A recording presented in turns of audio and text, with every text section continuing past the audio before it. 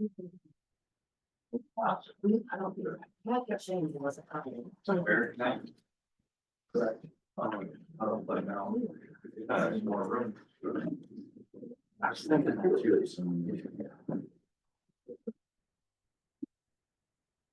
You're all credentialed. I just hear a single.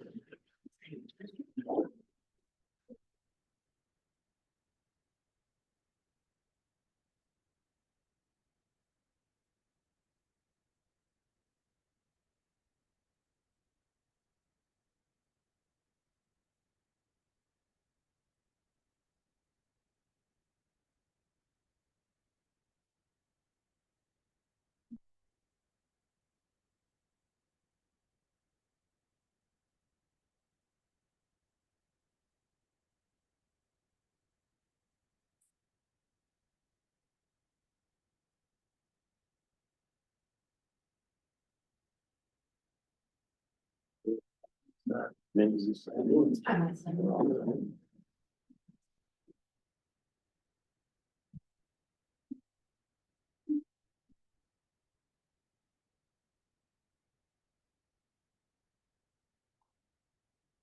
Call to order the City of St. John's City Commission. Will begin this evening with an invocation followed by the pledge of allegiance. Ask everyone to please bow your heads. Lord, we're meeting today to talk matters of business, and we thank you for the opportunity to serve the people of our city. Give us a spirit of service, reminding us that we are stewards. We ask for guidance and wisdom to help us engage in meaningful discussion, allowing us to grow closer as a group and nurture the bonds of the community. Help us to act with character and conviction, to listen with understanding and goodwill, to be open to others' ideas and beliefs, and to speak with charity and restraint. Working together, may we find common ground and move forward with a shared purpose. Guide us to be the leaders our community needs. In your name we pray. Amen. Amen. Please rise. I pledge allegiance to the flag of the United States of America and to the republic for which it stands, one nation, under God, indivisible, with liberty and justice for all.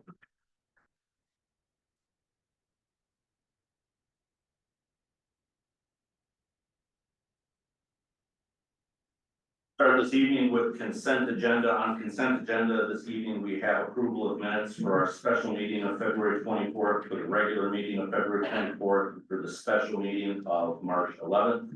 Receipt of warrants in the amount of $1,365,908.31. Item C is the water department service truck. Item D is section 307 of the personnel handbook to update the sick leave benefits. Item E this evening is the updated engineering and construction standards. Item F is St. John's Fire Department joining the mutual aid box alarm system. And item G is the audit quotes. Are there any questions on the consent agenda this evening?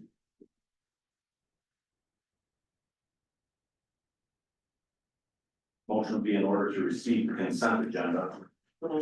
Or it's been moved by Jersey, supported by Heiser. Questions on that motion? All those in favor of the motion signify by saying aye. Aye. Aye. Those opposed, motion carries.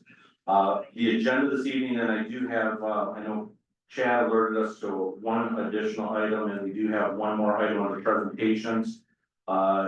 This evening, under public hearings, we have none. Under presentations, I'd like to begin with item 1, being the introduction of Russell Shelberg, who's here this evening. Followed by the St. John's Police Department Policy and Procedures update, followed by the Clinton Area Ambulance Authority update. That'll be followed by public comment for those people wishing to present testimony. Under communications, we have none this evening. Old business, there is none this evening. Under new business, I'd like to insert the Gateway School resolution as item 1, as those individuals are present this evening. And then renumber accordingly. The Gateway resolution will be followed by the Senior Citizen Park MDNR Passport Grant Application, which is resolution 16 of 2025. Followed by the Principal Shopping District Special Assessment Renewal, which is Resolution 17 of 2025. Then followed by the PSD Special Assessment Renewal Resolution 18 of 2025 to establish the public hearing. Item 4 then is item 5 now is a Personnel Advisory Committee report and discussion, followed by city manager comments, followed by commission comments. Are there any additional changes to the agenda this evening? Motion to approve as amended. Then moved. Second. It's been moved and supported that we approve the agenda as amended. Questions on that motion? All those in favor of the motion signify by saying aye. Aye. Those opposed, motion carries. We'll enter now into presentations this evening. Chad, I'll let you begin with an introduction. Thank you, Mayor and Commission. Appreciate the addition to the agenda. Sometimes in life the stars all align, and we've been working on adding communication bandwidth to the city for some time now. We've been working with King Media in adding bandwidth to that. We've also had multiple discussions with the school district and commonalities with regards to both individual and mutual improvements to communications. And serendipitously, a gentleman that I had worked with in his other life was looking to create a new chapter, and we made contact and wanted to introduce this gentleman and have him tell us a little bit about himself.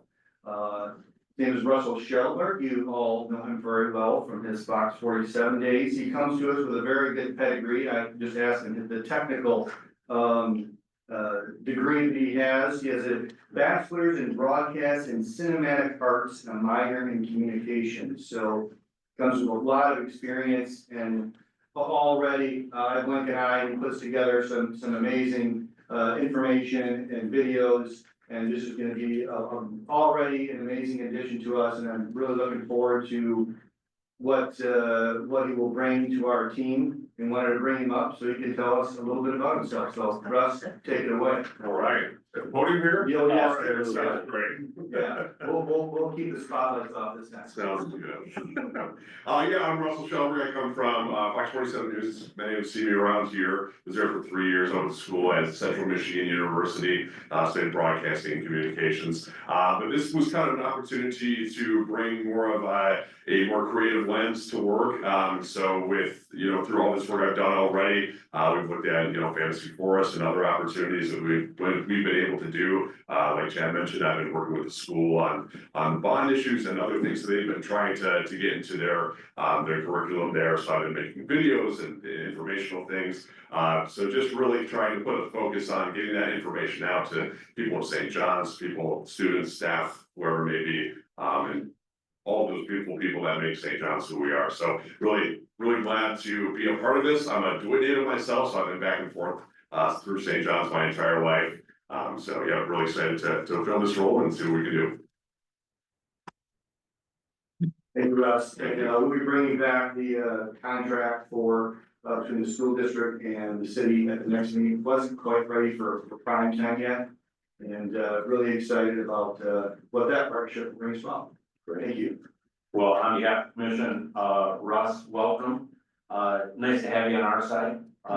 You're always a great proponent, spokesperson for the community, and we're glad to have you with us now to continue that journey. So round of applause for Russ.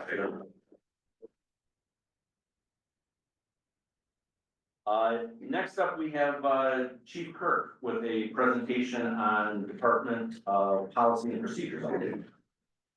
Chief Kirk. Good evening, everybody. Thank you for giving me the opportunity to present this. It's a little bit exciting, kind of in a quasi-nerd sort of way that we were able to present this lexical presentation tonight. So upon arrival here in St. John's, we took a look, as you do, at policies and procedures, understanding that the existing book was going to need some updating. We went through, did the high liability policies and procedures, got those up to date, vetted, then started working through the book as we went that process. This is going back probably 3 or 4 years now, starting to go through that process. as we were updating, the statutes were changing prior to us getting a legal review of them. So as we're trying to put policies out to get them complete, contemporary, out for legal review, the statute was changing prior to it being completed. So that led us to the lexical system as a possible solution for this. Making it the priority, keeping policies up to date and making sure we're staying aligned with the best practices as well as the current laws is incredibly important in the law enforcement world as far as liability is concerned. Next. The policy review objectives, again, staying current with law, making sure we're in line with accreditation standards, tracking and training and keeping up to date. And not just having the book on the shelf. So our lexical system, as laws change, sends out notices, as you'll see coming up here in the next slide. Get an opportunity to, when we put these policies into our book and play, that the MELAC, the accreditation references, as well as federal, state, and current best practices are clearly identified on these policies as they come out. There's never a question of whether or not we're in line with those. If we get an audit done, we pull the policy up, we're able to quickly reference that. This is our policy. This is either the accreditation or the federal state law that it applies to. Next. Yeah. This is strictly federal law statute. So again, if there's not an accreditation related to it, we stay with federal law or state law, making sure those are current and change as those federal state law changes take place too. Next. One of the things that we come into contact with is as legal changes are happening, if you are aware of those legal changes happening, you still have to make a correlation to the policy. So you understand that there's a law change, but how is that gonna affect our policy? We have 151 policies currently in the book. So being able to maintain those is incredibly difficult if you don't have some system in place to do this. When those statutes change and they happen, we get an email sent to the administration that we have major policy updates available, so that those are flagged for us to review. Next slide. As we make those reviews, we then are able to check the reviews, apply them to policy if necessary, send them out to staff through an email, so they have the same changes in a relatively timely fashion. We're able to get those out to those folks quickly as those are changing. Next slide. The distribution process, when we are able to make those track changes or when we're putting out new policies, we send an email out department wide. They know that they have a certain number of policies that they need to review. Click on each policy, they acknowledge it. If you go to the next slide, it shows you how those are tracked. So when we get into tracking, being able to say that we sent the policy out, the date the policy was issued and received by personnel, we're able to quickly reference that. If there's any questions of when the policies went out, when they were updated, etc. To the next, please, the portion of training. So when you get an up-to-date policy book, then you're tasked with doing the training on the policy. So make sure that you're able to understand it, not just have the policies on the shelf sitting in that attractive binder. The daily training bulletins, once you get your policy book completely up and running, daily training bulletins come out and they randomly make scenario-based questions in relationship to all of the policies.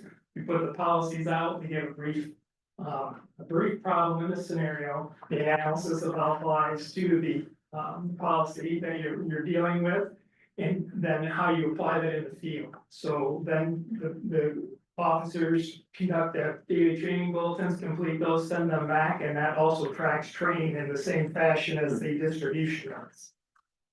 The everyday training with the DTVs keeps us engaged and informed. And again, this is the first time that I've been involved with a policy system after about 25 years of being involved in policies and all things related to distribution of the policies, where they actually involve training in the policies. So you're not just getting the policies, you see it, you check off that you have the policies. This one actually trains in how to use it in the field, so it makes it applicable, as opposed to just having the policy and being aware of it. Excuse me. Benefits to the department and the city. This keeps us with contemporary best practices, current with the law. They're all legally vetted, tracked, and trained. As far as expense goes, when we first went through prior to the lexical system in the first update, We sent out a social media policy, it ended up being just under $500 to review. We have 151 policies, so part of the Lexipol package includes that legal update and review and is vetted according to state law and to Michigan accreditation standards. So when you start doing the math and then how many times that updates, it makes it very economical and manageable for us. One other benefit, we also have available to the officers, the cell phone application. So the policies are present on the cell phone app in the field, so if you should come across something that you don't deal with on a regular basis, you're able to look at that policy on cell phone and know that you're staying within it as it goes. Next slide. Additional training resources as part of the Lexipol program. You've probably seen there's continuing professional education now mandated through MGOals. We get the Lexipol training system, which is that continuing professional education in those high liability areas for being subscribers to the Lexipol policy at no additional cost to the city. So it keeps us in that plan. A couple of points of pride for us. The Lexipol system, when we first went through it, didn't have any lien related policies that were specific to Michigan. April Wilson, our office manager in Lien Tac, we went through as a team, created all the lien policies, put them into our book. Once they go into our book, Lexipol is able to see those on the Lexipol side. They requested access to those and are going to be utilizing them statewide. And hopefully we'll get us, and I told them, the creator of those, April was did the heavy lifting for that. So that recognition is always nice to have that in play. Since we've done this, Bath Township, the city of DeWitt, the city of Ovid have all jumped in and started their Lexipol process, not complete yet. And one other, Bath Township Police Department came and looked at the system, they're also gonna start it up. But it's very exciting for us to be able to stay current and essentially not having the administrative staff that would normally take care of that kind of vetting and policy maintenance. The provision of this for our department is second to none. It keeps us right there for all current policies and anything liability related to that, so we're very thankful for it.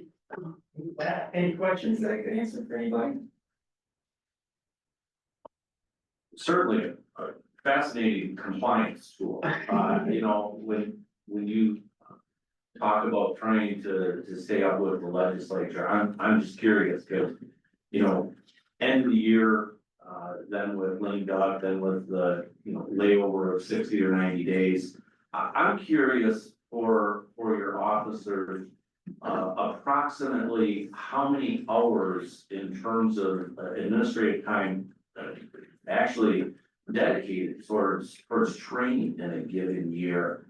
Just knowing that laws change and you know, what you're pointing out here is we've got to stay compliant, right? And how do you know, how many hours on average per officer is that per year? Just curious. Well, I mean, like, kind of dedicated hour per duty shift is what we're kind of putting on the side. When you have the opportunity, they take those changes, and you're familiar enough with how statutory changes go. It comes in a format so that here's the key elements to that. This is what you're going to need to change within your policy to apply it. It gets rid of some of that minutia that comes with a statutory change, so it keeps it time effective for us. But they're looking at, they have a daily training going in every day, and any changes that come, policy changes on top of that, depending on the complexity of it. Lame duck is a great example of those who are coming out on a relatively regular basis out to the officers, but it's done in a format, it's impressive to the point where it's operationally friendly. They don't have to be statutory type minds to read through all of those things that come in that detail. It makes it more policy effective and more policy applicable, but yeah, certainly no less than an hour shift, but sometimes depending on the load as it's coming, but. And if you ever are in the area, you want to take a peek at it in real time, I'd love to show you. Good. Thank you. Just briefly, just wanted to commend Chief Kirk, Deputy Chief Tobias, and also April actually on their, you know, steadfast efforts. I know everyone in this room loves working with policies and procedures. And it is a heavy lift noting they're working with 151 of them and staying on top of that. So it places us in a wonderful position to be able to be you know, leaders in the area and also staying on top of everything. So kudos to the, police department team. Thanks. Yeah, absolutely, to the team as well, it was about a year from transitioning, our last little step was to correlate our final policy vote to the Lexi poll to make sure we didn't miss anything in that transition. So we made that transition fully, and it certainly was a lot of credit to April, the deputy chief as well, jumping into that way steep, so very much appreciated. And certainly, I'm certain a huge lift. At the onset, a lot of person hours, thank you, Deputy Chief Tobias as well, and pass along our thanks to April, but I'm sure. Long run, this is a huge time saver as well, when you think of the compliance, the paperwork. The monitoring that was going on, outside of a system like that, yeah, it's gonna be a great savings story. Yes, it is, I appreciate it. Thank you. Absolutely. Thank you. Next up, Lynn Weber's here. Clinton Area Ambulance Service. Actually, as Lynn's coming up, I don't know, Brad, you sit on the board. I think someone just said you've been made vice chair as well. Congratulations. Yeah, apparently I have been no consent meeting. Well, yeah, that's right. Huffman will find out next time. So, if you wanna say a few words before we let Linda present to us. Yeah, absolutely. You know, I think I informed the group, when we have our meetings. Of course, I didn't make the last meeting, but, our seat over there, Richard Phelan, did a good job informing me what, happened, but ultimately, some of the major work that's going on at the Clinton Area Ambulance is one, we're managing growth. You know, there's a definite need for, the service in the community. It is not an easy service to provide. It's very hard to do on a, for-profit basis. So, without the community support, these things just don't seem to work. So that's one of the things we're managing now. We're up to, are we at 5 rigs now? Yeah, well, within a couple of weeks, we should have 5. So that, you know, that we're trying to maintain 3 on the road the majority of the time. We're managing a good portion of the county now, and or supporting, if not all the county at certain times. But some of the hurdles we wanted to get through, were the articles of corporation, which will be coming for review likely in the next month or so. I think they're hoping to have them in your hands till review by May, I believe, is the target. So that's some of the big changes. But Lynn's done a great job bringing the team along and, kind of preparing us for the future and the growth that's needed there. Great. Lynn, welcome. Okay, all right, well, thank you, everyone. So just a quick update, where we're at right now, we have 47 on staff. One of the biggest issues most EMS agencies face, 2 biggest issues, one is staffing, the other one is funding. Well, we got the staffing one pretty well handled. Only about a third of them are full-time, about 50-50 paramedics and EMTs, about a third of them female, 2/3 guys, compared to most agencies, our staffing is in really, really good shape. Again, a lot of that relies on the per diem and part-time folks.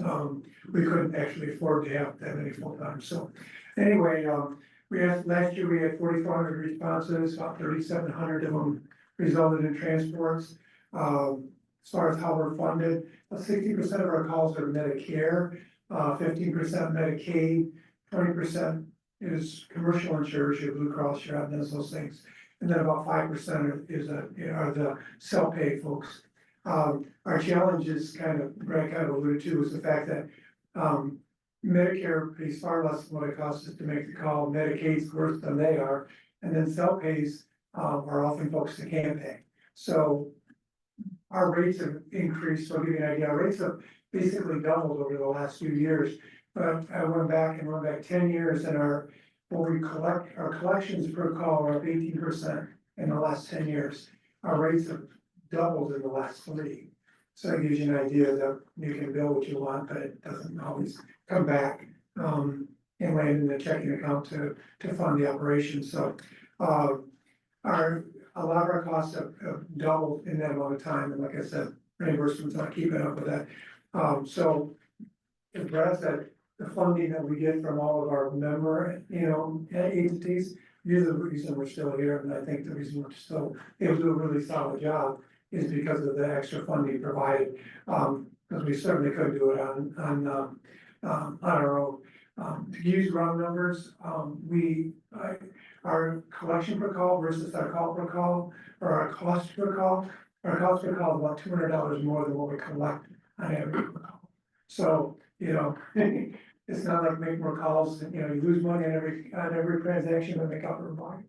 It really doesn't work. So again, we're very, very thankful and appreciative. And the reason we can do what we can do is because of the city and all the other entities that are funding us.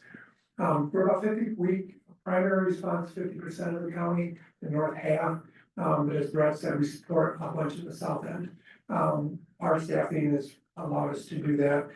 We're in this, some of the struggles we run into is just right now we run 2 24-hour trucks and then a 12-hour truck. Our biggest issue right now is turnaround time, and that it's not uncommon for us to take somebody to Lansing and then set up, we call it holding the wall. They'll wait for 30, 45 minutes, an hour to get that patient off because their ED is so backed up. So, everything takes longer, which means more trucks to keep the same amount of work done. So, I think the crew, I got a great team. They're doing a great job of watching what we need to watch, trying to, how do we manage and provide the best service we can to the communities. Hospitals actually kind of taking a backseat now. Used to be they were a major part of what we do. They still are, but we have to take care of the communities first. Somebody in a hospital that's got somebody to take care of them, somebody at the corner walking dog walk doesn't have. So we gotta try to make sure we're as available as we can for them. Biggest issue, like I said, the whole healthcare system suffering from understaffing and probably under reimbursement, just like we are. One of the things that we hope to be starting actually this coming month is our community paramedic program. So maybe some know about that, some don't. Well, community paramedicine people is especially trained paramedics, basically making house calls. And so what we do is instead of, now a lot of folks, with EMS is kind of the safety net. So I don't feel good, I don't know what to do. So what do? They dial 911, whether it's for the cat in a tree, down a power line, or some medical emergency. And so what a community paramedic program does is we now go see those folks with a 1-person unit. And what it allows us to do, and what we typically did, we ran this program for 4 years, 2015 through 19. And then we had a hiccup in the plan, and right after that, as we were working on that, COVID showed up, put everything on hold. But a lot of folks don't know what to do. I don't feel good. Is this a heart attack? Am I having this or that? What we were able to do with community paramedics is we spent a lot of time in the homes with these folks. And normally our referrals to primary care providers, given us they're more complicated or they're more non-compliant patients. The folks that weren't managing their health well, and so they were always calling 911, and we were always taking them to the hospital. What we found is that us getting in the homes, seeing what they did have, what they needed, and then helping them understand what their healthcare problems were, and then helping them manage them, connecting them to the resources. This community's got a ton of resources that most people have no idea. So what we were able to do was keep a lot of these people, one from dialing 911, kept our ambulance free, kept them out of the emergency departments, allowing that flow through much better. And these folks are staying at home and staying healthy. The primary care providers loved, we were saving them a lot of grief. Probably the biggest, and I should probably dig out sometime all the thank yous and the results we got from our kind of our evaluation, how are we doing type surveys. And the difference we made for those folks, their families and their caregivers was incredible. Because now they're staying at home, they're comfortable at home, they're safe in their home, and they're not going to 911, they're not hiding in the emergency department. So the odd thing, the struggle we have on that end is same thing we have from the ambulance side, is getting paid for what we do. So we're working on that right now. The program's getting started with a pretty significant grant. We're still pursuing some other grants. We've actually got some of the primary care providers that are seeing the value, and looks like we're working on a fee schedule for them. They're actually gonna pay us to keep their people out of the hospital. Fortunately, the insurance companies still are not recognizing that, so that's our challenge right now, is getting the payers to understand we're saving you guys a ton of money, you should pay us, you know, a little out of your savings, so that's a work in progress. Overall, we're doing really, really well, like I said, the challenges they change all the time, we're a lot of growth in our end too. Dealing with some of the things Chief Kirk and his team just got accomplished, some of that same stuff. So a lot of stuff going on, I got a great team, or we have a great team. And like I said, a lot of things. Happy to answer any questions anyone have. Yeah. Question? Just a few questions, like response time, just give me a general, with only having, I'll say, 2 ambulances on and covering. I was gonna say a lot of square miles that you guys do and then get, as you said, stuck at the hospital. A lot of mutual aid, a lot of delayed response, you know, just walk me through some of that. Well, that's certainly a challenge, and that's one of the reasons we changed some of our policies to try to keep a truck here when all the rest of the trucks are busy. But it's relatively common that we're I guess we'd say last man standing. Like I said, we have I call it 2.5 trucks. So during the day, we have 3 trucks. A lot of times in the south end, there's 1 or 2 or maybe 3 on a good day. If you look at the population, most of the folks are down there. Compared to up here, this is only 25,000 out of almost 80,000 in the county, so we can spend a lot of time down there. So what we do is we'll push, if we're the last ambulance available, we'll set a price in 27. And what that does is gives us the 2% of the county. But if you're living in LC, you're living in Maple Rapids, or if you're living over Watertown, Hubbardston, we're a ways away. There's no doubt about it. But if you live in the outskirts of Hubbardston, we could be 30 minutes away anyway, even if we're setting up today. So it's very mileage, dependent. But again, till we run out of trucks, there's times when there are no trucks in the county. We've had Lanesburg in town, we've had Delta and Maple Rapids. I mean, it's crazy when things get busy. And unfortunately, there's no forecasting it, they're not scheduled. So that's where we think the community care medicine is, it's a Band-Aid, but it's a really big Band-Aid. A lot of the calls we get, out of the, like I said, 3,700 transports, I don't have a number, but there's a lot of patients we moved that probably could have been managed in other ways besides an ambulance right to hospital. So that'll kind of make that a little bit better. But as far as response times, a lot of people, especially in rural, the phrase is a mile a minute. If I'm 6 miles out of town, I think we should be there in 6 minutes, but it's the crapshoot. Just to follow up with Yeah, the sure. community program, mental health is probably a big issue. Would that fall along that lines of that program too, I'm not gonna say free up ambulances, but. Well, that's actually our hope, that's not something on the agenda as far as our initial bringing community paramedics down. But if we did, there was a study done by Tri-County, so that's currently the name. And forever, the most prevalent call we ever made was the fall. Right now, the mental health issues, they're blowing everything out of the water. We spend a lot of time doing that stuff. So a lot of areas have gone to this, it's a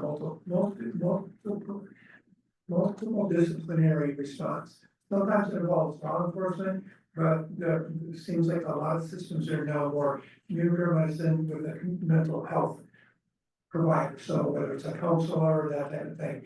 And again, keeping ambulances free. A lot of times when they're in a mental health crisis, we like law enforcement there because we know that they're gonna keep everybody safe, but they don't have the training to fix it. We really don't have it. It really takes that mental health component. They're not prone to wanting to walk in homes on their own, but we're a little more used to that. So we really hope that that's one of the things coming down the pipe soon, Chris, is the mental health side.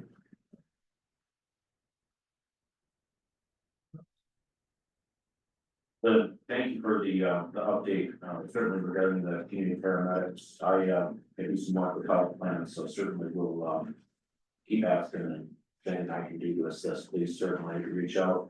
I'm glad you mentioned your Medicare versus Medicaid population and knowing you've seen growth probably in both of those. I know it's an important aspect for all of us as we work with members of Congress.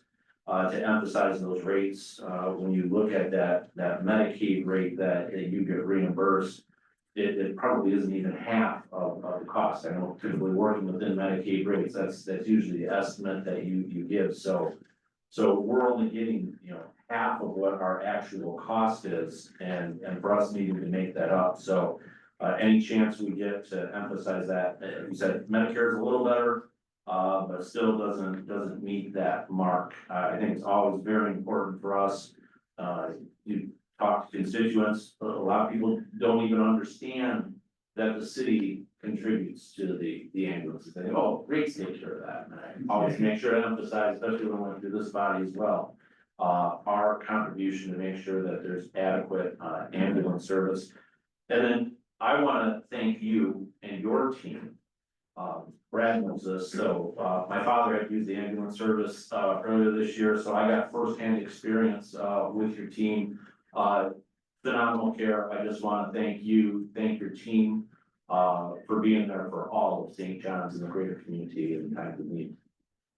Well, thank you for that, and like I said, it's always a pleasure, to share, that's one of the things we need to do is make sure everybody understands that it's just not free. That's right.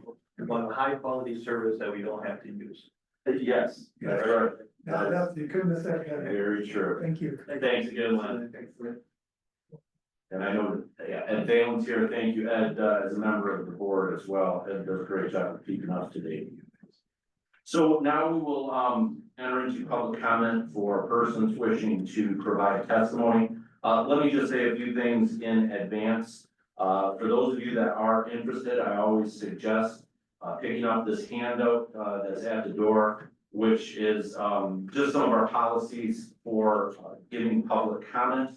Our process this evening, individuals are given 3 minutes to provide any information. I will flash a 1-minute warning to you, just so you know you're getting close to time, and I'll keep the time up here. Always ask for someone if they do want to provide testimony, you just simply raise your hand, I'll acknowledge you, ask you to come forward.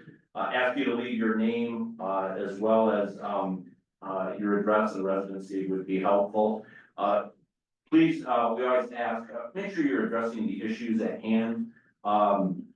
This is not a time to get personal about the individual commissioners, but really we want to hear from you on your thoughts. This is not an opportunity to dialogue back and forth. This is our 3 minutes to listen to you, to understand your concerns. And so certainly keep your comments directed towards the issues at hand, and try not to make them really personal towards individuals. I know I've gotten, and I think other members of the commission have gotten several emails regarding the feeding ban, and I'm aware that a lot of people are probably here this evening to talk about that.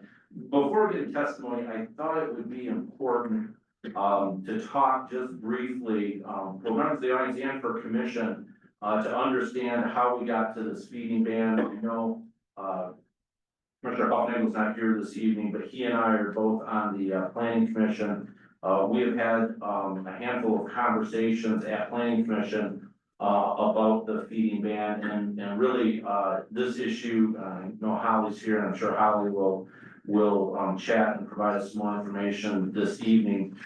Gets into a program specifically that is a trap, neuter, and return to community. We have been having some difficulties with feeding last year. Planning commission and ultimately this body did pass a feeding ban, and really the issue coming forward were certainly some of the wildlife, skunks, raccoons that were eating at some of these feeding places. I know Holly provided us information about the TNR program. I know we've got a couple colonies of feral cats, and that's a lot of the concern that at least I heard over the weekend about, and trying to see if there's a way that we can maintain some of these TNR programs. I know when I asked you at Planning Commission, Chad, I think it'd be helpful for this body just to understand where we're at with this, how it's being enforced, because I know there's some leeway in enforcement in terms of this ban and how that's working. So Chad, if you could provide some background on how we are monitoring and helping people comply. Sure, Mayor, thank you. Just, for the commission's, edification as well as, the people gathered in the room, the city, updated, the ordinance pertaining to this as well as dogs and cats in general, actually a year ago now. And, there was a brief discussion on this issue.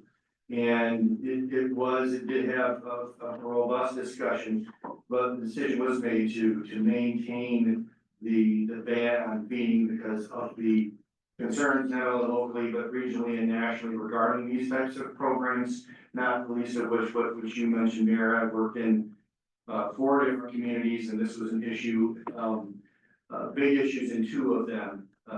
And it was a struggle to keep the balance intact. And the way that we're at least managing this here in the city is the ban for open feeding is maintained, but if there's an individual who is trapping and I'll say feeding within the trap, that is acceptable to the city in the sense that there's a working trap and they are working to do that, but just open feeding is not allowed. So it does place a lot of challenges on the community, not only the feeding of the cats, but also other animals and rodents that are brought in from that feeding, and also extremely problematic.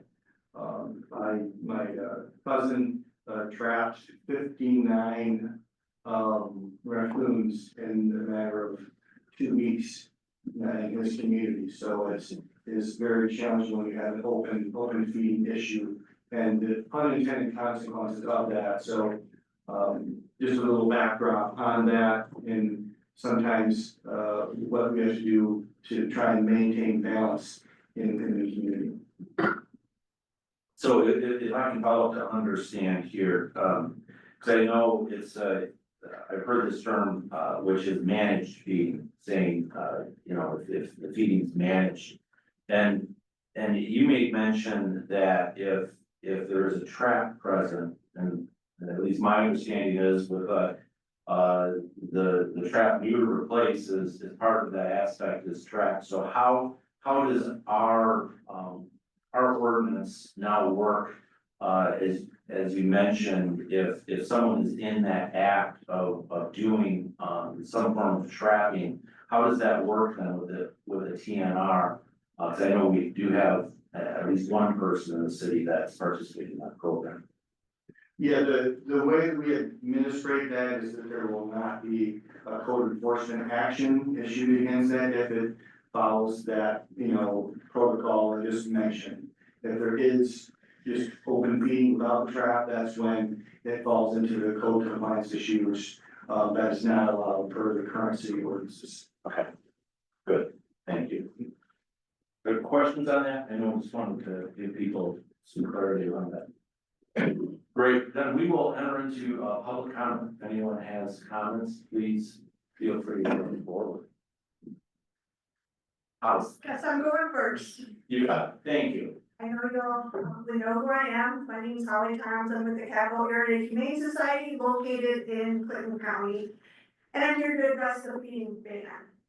I would just like to say up front that, we're not here to talk about, we're worried about the food in the trap. We've understood since last September that you could have food or bait traps. So we're very clear on that fact. The real problem is that the current ordinance penalizes managed feeding. And that's an essential part of any trap neuter return program. I presented the commission with some draft legislation November 19th of last year. In addition, I did re-email that this afternoon before I left work today. Pretty much as of this afternoon, I have not received any constructive criticism on what I sent, or not constructive criticism, and just criticism. So, I mean, nobody has really wanted to work with me on that. I've been more than happy to sit down, look at what works, what doesn't work, but I really haven't gotten any feedback from you on that. I'm moving forward and trying to figure out something that is feasible for both. I would like to talk to you a little bit about why managed feeding does work. First, you only feed during daylight hours. This really minimizes nuisance animals. Managed feeding helps you to monitor the cats that are in your colony. So when you see sick or ill cats, it can be taken care of, and you can identify any new cats that may show up as well. If you got a new cat that doesn't have an ear tip, you wanna know about that so you can get it fixed. TNR works by stabilizing and reducing the stray cat population over time, but for it to be effective, the caregivers need to provide the structured feeding done responsibly during daylight hours and in only controlled amounts. That reduces use of wildlife that your issues you're talking about. I have brought some information here. This is a group from the National Feline Research Council made up of DVMs, ecologists, and biologists. They talk about why feral feeding or feeding bans don't work and the science behind it. I keep hearing a lot about, not feeding the cats and they will just go away. That is a myth. That is not true. There's science to back this up. Cats, basically, if you just don't feed them after trapping them, you have two choices. You can either have a fat, happy, healthy cat walking around the city of St. John's, or you can have a thin, sickly, unwell cat that's gonna be more prone to disease and illness. When you don't feed them, they're going to prey on your wildlife, on your birds. They're going to be more of a nuisance. They're going to get into your garbage, and they're going to be more visible than they were prior. So ignoring the issue won't make it go away. Is that my Keep going. Okay. I Keep just wanted to urge you to please, take some action. Let's update the ordinance and allow properly managed feeding so that TNR can function, properly. And I hope to hear from somebody about, maybe looking at the draft legislation that I took the time to provide to everybody. Thank you. Great, thanks, Howard. Yeah, you can share those over there. Yep. Is that your testimony and the, No, that's just the research paper. gotcha, all right. I'm guessing other people are with Holly regarding the feeding ban? By show of hands, if I could just ask. Great, thank you. And you're all welcome to testify if you have additional comments. Feel free to comment up, but I just want to acknowledge anyone that certainly was here in support of housing. I see a couple of people. Go ahead, come on, I'll give you 3 minutes, yes. Hello, I am Officer Wright with Clinton County Animal Control. I have met some of you I have not met. I just wanted to kind of comment on my relationship with Holly and the TNR program and kind of give you guys some facts about why the program works.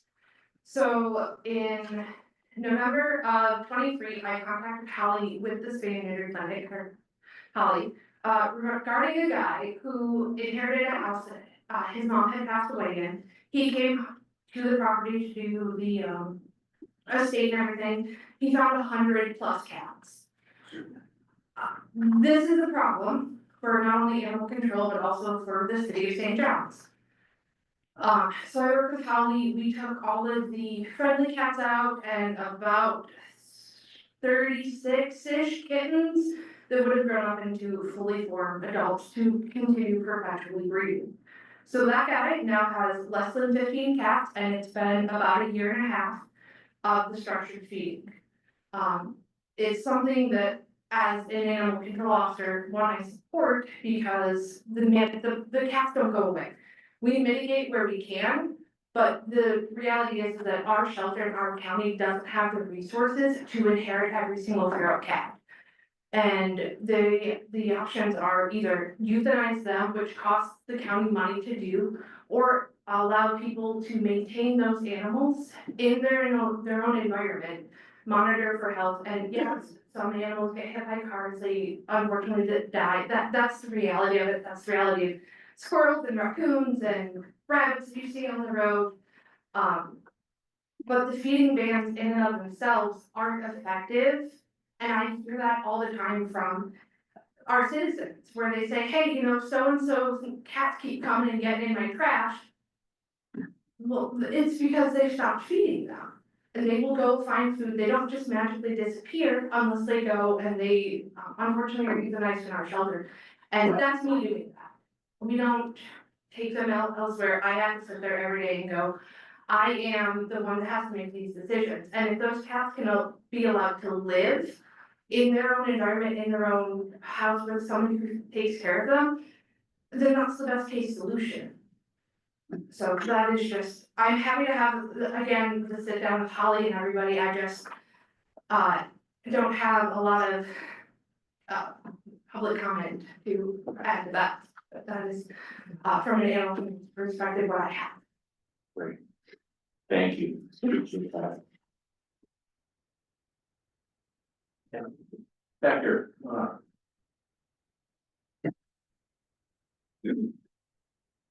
Hello, my name is Amanda. I wanted to give a perspective from a homeowner that is actually experiencing issues with cats, so kind of give their personal experience from that. My neighbor is actually one of the individuals that does mass feeding. And we've actually worked with the nonprofit, and they have been tremendous in the sense of they've done a lot of the TNRs, and we've been super appreciative because we've seen a huge improvement on just the amount of cats. And I won't say the exact number because I will probably get it wrong, but I know they pulled a lot of kittens out during this last season. And that's my biggest concern from the perspective of if we do make major modifications to this policy, I don't want to see more and more kittens being brought into the neighborhood. I understand that we'll have cats that have been existent, that have already been spayed and neutered, they're there, and that's okay, that we've accepted that. My concern is the reintroduction of new cats or kittens being brought in, if anything has been missed, if any cats have been missed. And also I want to give a perspective of what it's like living in a neighborhood or in a house that has this massive cat issue. From our perspective, I have 2 young children. We are outside in our yard every day playing. My husband's in a wheelchair, so for anyone else, if you step in cat poop, you're going to take off your shoes before you enter your house. But for somebody in a wheelchair, that's not an option. So what do? Not playing in the yard with your children? So I just want to kind of put more of a personal perspective on that for everyone. Because we are outside all the time. It's not something you can kind of just avoid, and you can't tell cats not to go in your yard. And our yard is backed up to woods, cats love woods, so they're always going through our yard. Also, many of my neighbors have experienced challenges as well. They can't have plants because cats will eat plants, or they'll get into their vegetable gardens, whatever it may be. And that's just some of the personal perspective. Again, I have nothing but respect for the agencies that have been working on this, because we would not have seen the progress that we've made. And I'll rely on the experts on what works and what doesn't work, because I don't know that. But I just want to make sure that we take the perspective of what is it like to be in the neighborhood and experience this firsthand. So my ask is that we don't completely take it out, if modifications need to happen, but take that into consideration. Thank you. Thank you. Thank you.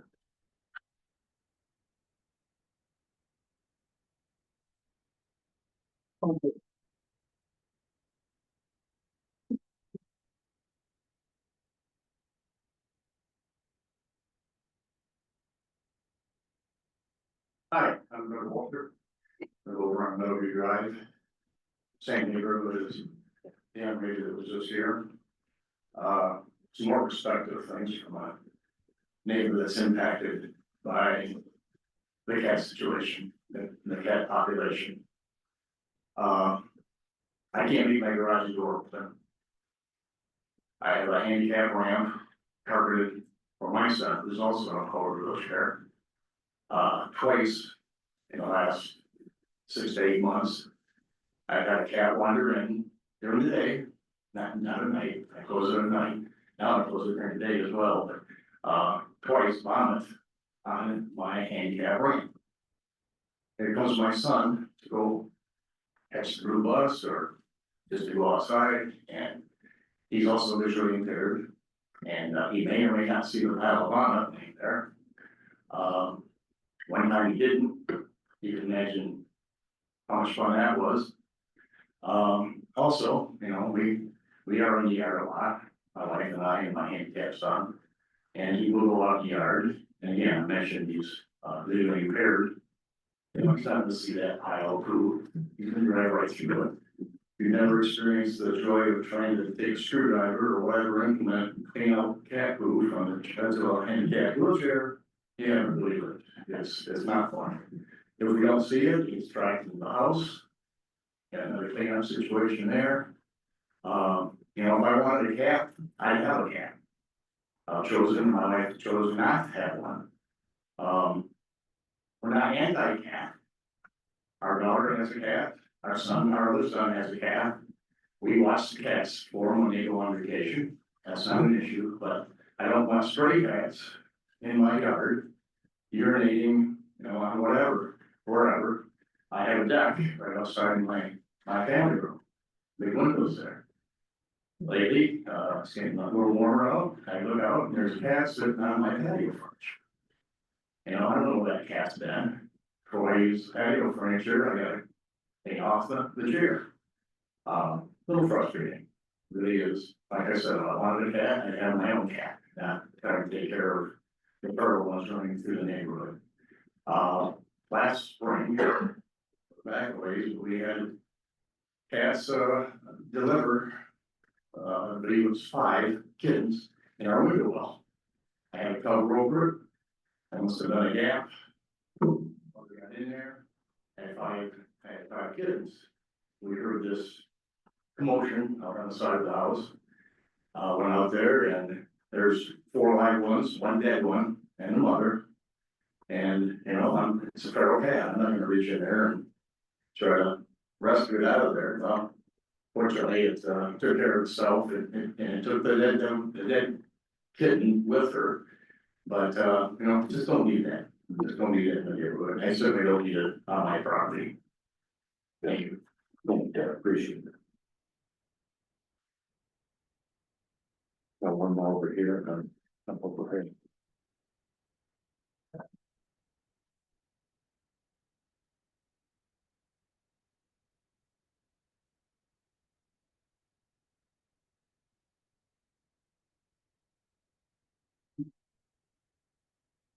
My name is David. I'm also a neighbor in the same neighborhood with the cat issue. We moved into our home 3 years ago and we've been dealing with that issue ever since. And we've been very happy to work with the nonprofit to help resolve that. And again, we have a cat, we actually adopted one of the neighborhood cats. She's an indoor cat now. But we are her owner, we license and we pay for her food, and we take care of her. We feed these wild animals that they are in our neighborhood, the individual that's doing that, she's not taking care of these animals outside of that feeding. So when it comes to one being run over in the street, city's cleaning up that, she's not taking care of that, that's not her responsibility, she's not paying for the licensing of these animals, like a good homeowner would. Aside from the health aspect of having multiple cans running, I'm talking, we have pictures where there's 3 cats on a roof and 4 in the yard. We have young kids play outside. What do kids like? Young animals, they're cute, right? You wanna approach them. What happens from a health standpoint if my kids get scratched? I'm liable for that. I can't go after my neighbor. Ferdinand's. So then the feces aspect of it, that's been much mentioned about just not being able to enjoy our own property, the way it was intended. And having cat urine, cats will come up to your house, right? That's where it's warm. So whether it's beds of leaves around, your storage, your wood pile, or bushes in the front of your home, they urinate and that urination has killed our 3 bushes in the front of our house. So then we had to remove those this past fall because of bad urine, cat urine specifically killing those. We have an arborist coming in the spring because of the infestation that cat urine, right next to those bushes, has caused. So there's significantly from a health standpoint, and then from a homeowner standpoint, I'm doing everything right? I'm following the law, I'm getting my cat licensed, and I'm feeding them and keeping them inside, but if you don't cut out the source of the problem, the root cause, which is feeding them, they're never gonna go away no matter what you do. Yes, you can remove some, but they're putting some back still. And unless you remove them, and cut off that food supply, you're always gonna have animals returning, whether it's raccoons, possums, cats, turkeys, whatever it would be. But not all is wild, and it can be prevented. And so I'm asking you today to please consider all of those facts and look at it from that standpoint, and keep maybe amend the current ordinance, but improve upon it and keep it in place. Thank you.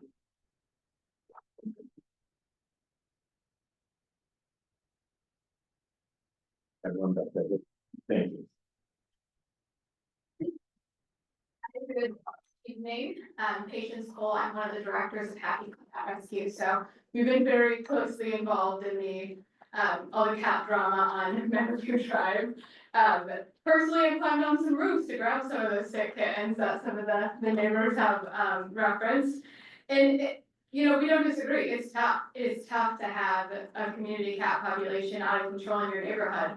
I do wanna point out for those homeowners that are frustrated, Capital Area, so Holly here, they have free ultrasonic deterrents, so we can get those delivered to you to help keep those cats out of your yard. Those are. Well, when you come up to give your testimony, please share more about that, but. Yeah.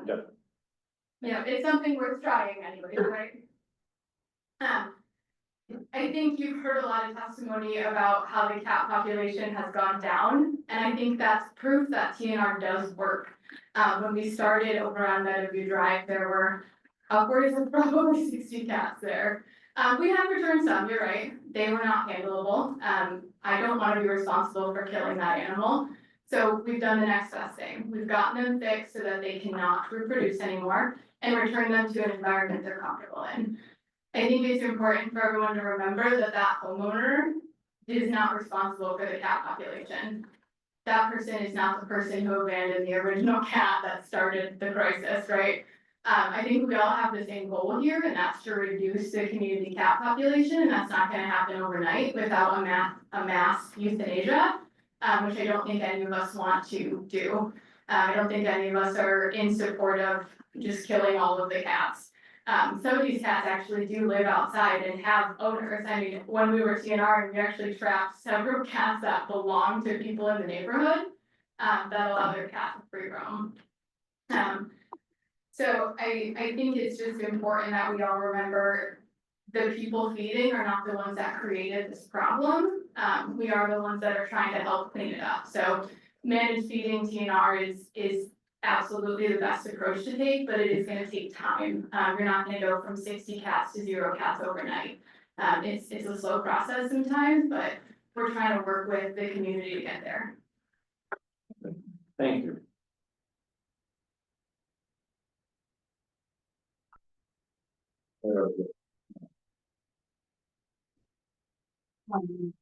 So my name is Chelsea, I'm not a resident here, however, I became involved in my foster kittens from the situation. So I have taken them in, I regularly foster at least 20 cats a year. Every summer, spring, it is a huge influx of cats. The fact is, this entire state, the entire country has a problem with cats. The problem is not the cats themselves, it is the owners of the cats. They moved them out, they decided they didn't like them, they didn't want them, they were moving somewhere that couldn't have them. There will always be cats, it's just the way it is. We constantly are fighting an uphill battle that we can never win. Every day we get calls for cats, kittens, they reproduce phenomenally fast. And the fact is, the only way to manage them is to spay and neuter. Unfortunately, many owners are not willing to. They are not willing to look at the resources to do that. There's many local spay and neuter clinics that can do this at low cost. Unfortunately, as patients have pointed out, many people let their indoor cats outside. To point this all strictly at the cats outdoors is not a fact. I live in Portland and I have at least 10 cats in my neighborhood that are owned by somebody in a home. These cats are allowed to free roam. We don't have state laws preventing that. So it's easy to point the finger at the cat and say, yeah, those are ferals. It's not true. Many of them are owned by owners. They don't have leash laws like dogs. They are everywhere. And unfortunately, we can only do so much to stop that.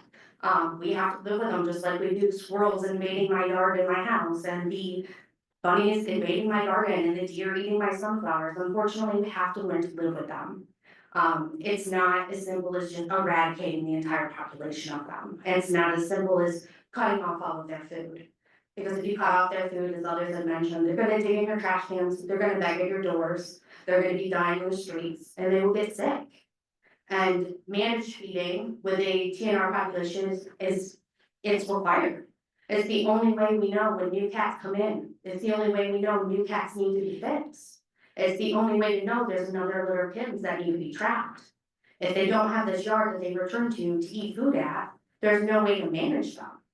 Then they're hiding, they're running, they're everywhere. They will be more visible if we cannot feed them to manage their care through a trap. It's just the way it is, unfortunately. Thank you. Thank you.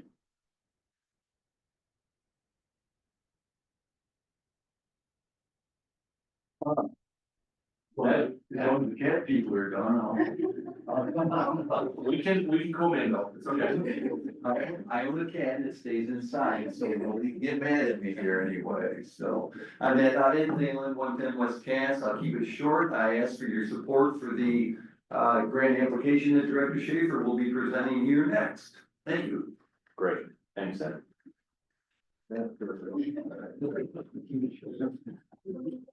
Anyone else for public comment this evening? Sure, come forward. Originally,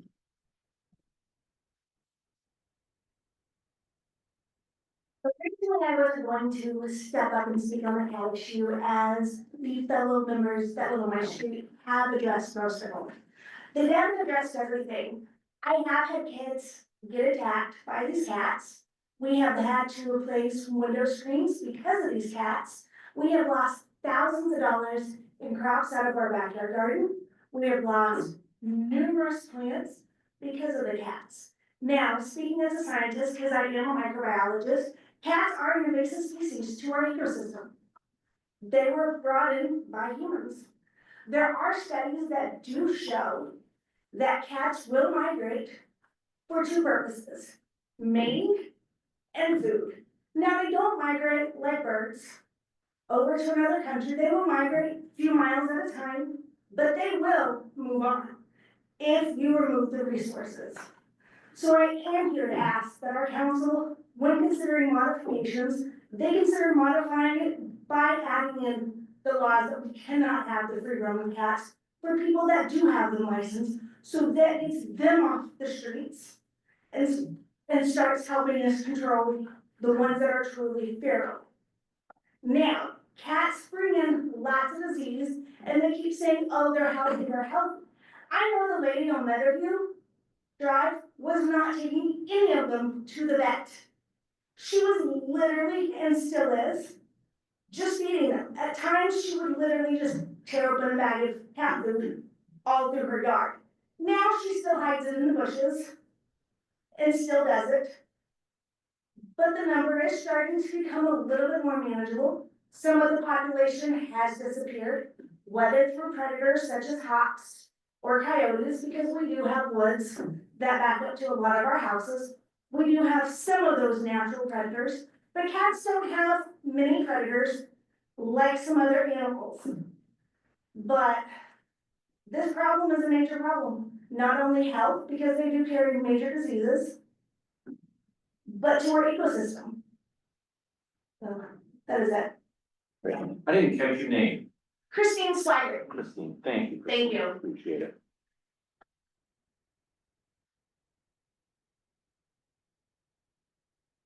Anyone else this evening? Sure, come forward. Hi, my name is Amy Grosso. I wasn't gonna speak, but I have two things I want to clarify. People don't know about licensing cats, you can't license cats, I don't believe. So I just wanna point that out, but I don't think that's a way to fix it because you don't license cats. And then two, one thing I heard I've been involved with Catholic Living Society for 15 years and actually Pat Rusty since it's come to fruition. I'm hearing people say that they've seen the population go down, they're seeing this, like, give us a minute. I think it's gonna, I know it's gonna work, I've been in rescue for over 15 years and I've learned a lot, and those 10 to 20 really smart people sitting right here, so. Just those two things that were kind of in my brain, I want to make sure everyone caught that. Thank you.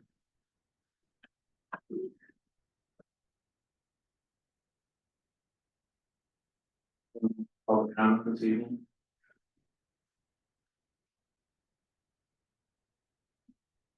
Well, thank you everyone for coming, voicing your concerns, certainly on both sides, we heard, certainly, pluses, certainly some minuses.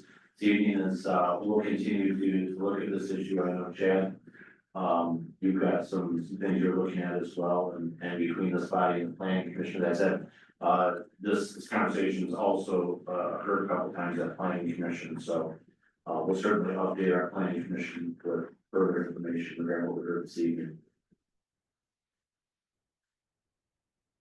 Thank you. So we'll continue on to new business this evening. And first item up on the agenda is the Gateway School resolution. Not sure if there's anyone presenting that this evening for the late edition. Oh, there we go. Thank you. Come on, sir. So ours is also short and sweet. We're hosting a fundraiser this spring, and we really just need to get approved by the state of Michigan to hold a raffle. And we need your guys' approval to do so as a 501c3.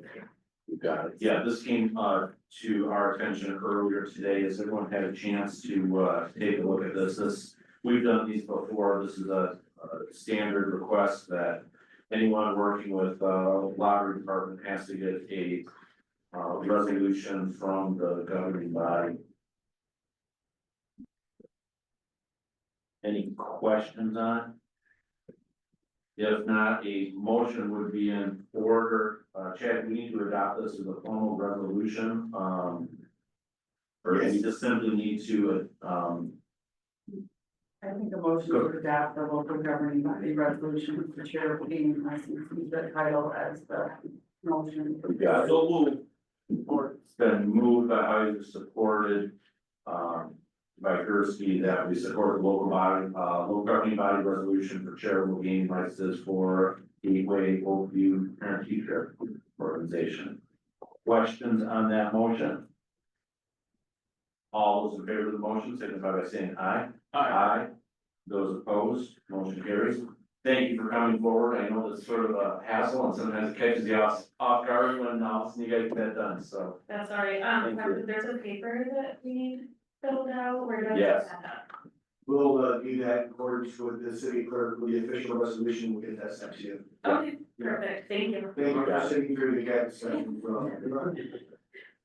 And good luck on the fundraising. Yes. Thank you. Thank you.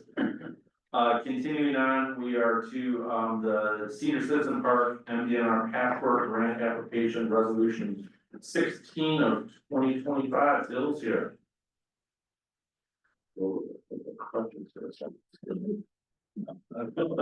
You're not Justin, I know. Good evening, everyone. As part of our quest to master plan all of our city parks and identify hopefully funding sources for some of these.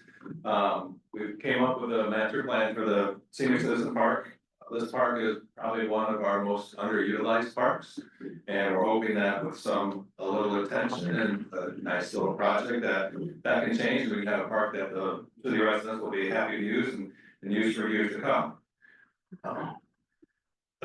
Looking through the grants, you know, we applied for a grant for pickleball courts at City Park last year, and it was part of the trust fund grant, which we scored low. I mean, so there's a lot of stuff in the trust fund grant that doesn't apply to us as far as access to water, and so this grant that we're applying for through the passport grant is one that I think we'll score better on and have a better chance of getting funded. The downside is, you know, we can only ask for $150,000, so outside of our match that we're looking at, there's to do the parking, the estimates, it's gonna cost a little bit more, so We're hoping that if we are successful, and, I'm hoping that if you do approve this and we are successful, that additional amount will be split over 2 fiscal years. With the plan, with the way everything's set up, I think we can do that, in the 26, 27. But we'll be able to hopefully split it up into different years, so, that is kind of our hope, like I said. Are there any questions that you have on it? And you guys all got them, yeah, I think I included the master plan drawing on there.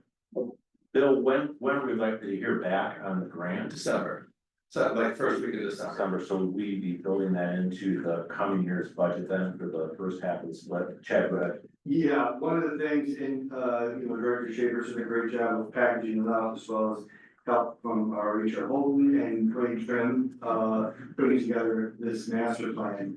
The goal is to be able to take what would be the hopeful award from the DNR and the 2-year window on that, to be able to split up the funding at worst case scenario over 2 years, so it'd be roughly $120,000 over 2 years, to be able to, I think, spread the love, if you will, and diversify funding needs in overall Parks and Recreation Department.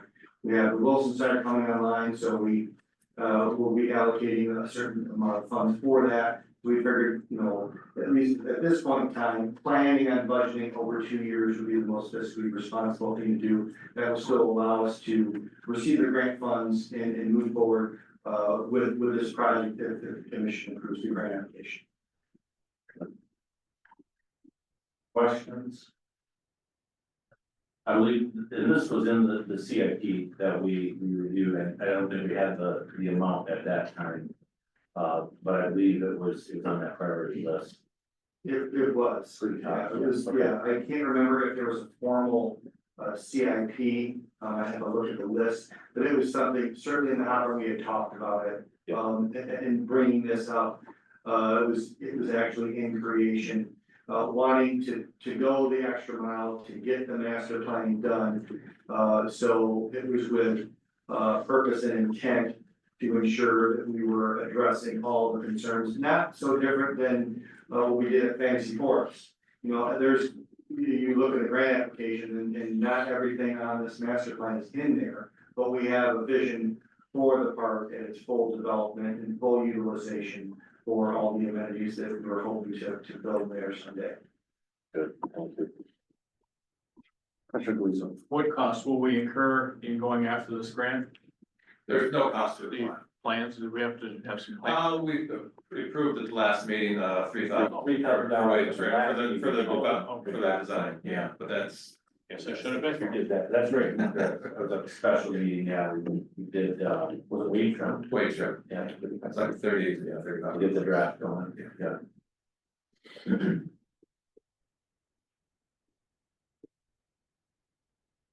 If no further questions, a motion would be in order to adopt resolution 16 of 2025 regarding the senior citizen park and DNR passport grant application.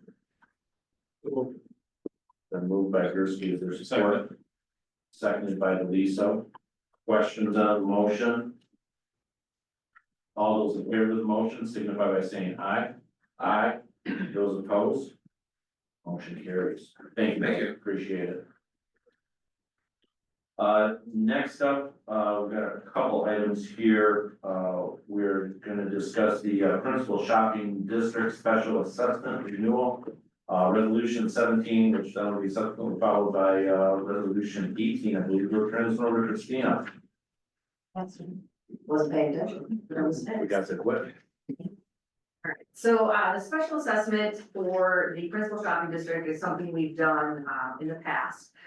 So this is a renewal essentially of that amount. And so there's a kind of a 6-step process, I guess, as a part of that. So we, in the RCA, you saw there was a layout kind of the schedule and what that would be. But essentially this special assessment has to be approved in order for, in this process to take place in order for there to be special assessment for the Principal Shopping District. So it's kind of a supplement, I guess you could say, for our EDA district. So the first thing that we have to do is the initiatory resolution. This is just that you would, as a commission, would like to proceed with, the principal shopping district special assessment process. So that would be the first resolution tonight. And the second resolution tonight would be to set the public hearing for our April meeting. And then, direct us to move ahead with the 10-day publication and will need to be done in order. Questions on that? No, I see Heather here, and my understanding is, DDA PSD looked at this and were supportive of this direction. Yes, yeah. There should be a letter in your packet from the principal shopping district. Yeah. Parcels of this back, Christine. I wanna say 50-ish, but it's different amounts depending on your location in the downtown. So is how it's been in the past, it's been the proximity to kind of Clinton Avenue, it's different as it goes out, the amounts get slightly smaller, so that was how it was set up 3 years ago. Check, go ahead. Just briefly, and this will be a reoccurring theme for today, just want to commend, Deputy City Manager and Treasurer Kindy for all of her work on this. This was all the while with new software and budget time and lots of things going on, and then this just added to it, so it was lots of work with the DDA in calculating this. There was a couple different iterations in considering millage versus special assessment, and this was the best case scenario for the DDA and the funds that would be needed. It is something that is replicating an existing process, and as opposed to prior years where there was a $25 increase, this is a $10 increase per year, so, thank you. Any other questions? If not, a motion would be in order to adopt resolution 17 of 2025, resolution to initiate the principal shopping district special assessment project. So moved by Gursky. I'll support it. Supported by Heiser. Questions on that motion? All those in favor of the motion signify by saying aye. Aye. Those opposed, motion carries. And then continuing on, to implement this, we would have resolution 18 of 2025. This is the resolution, to hold public hearing for the necessity of the renewal of the principal shopping district special assessment, and per the calendar that is happening in April. Is that correct?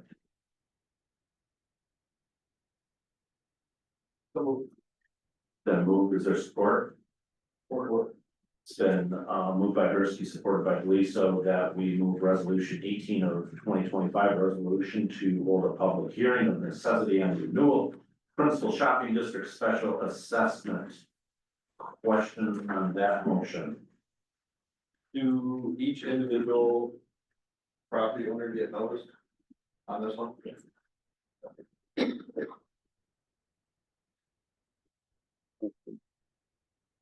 Questions, all those in favor of the motion signify by saying aye. Aye. Those opposed, motion carries. Thank you.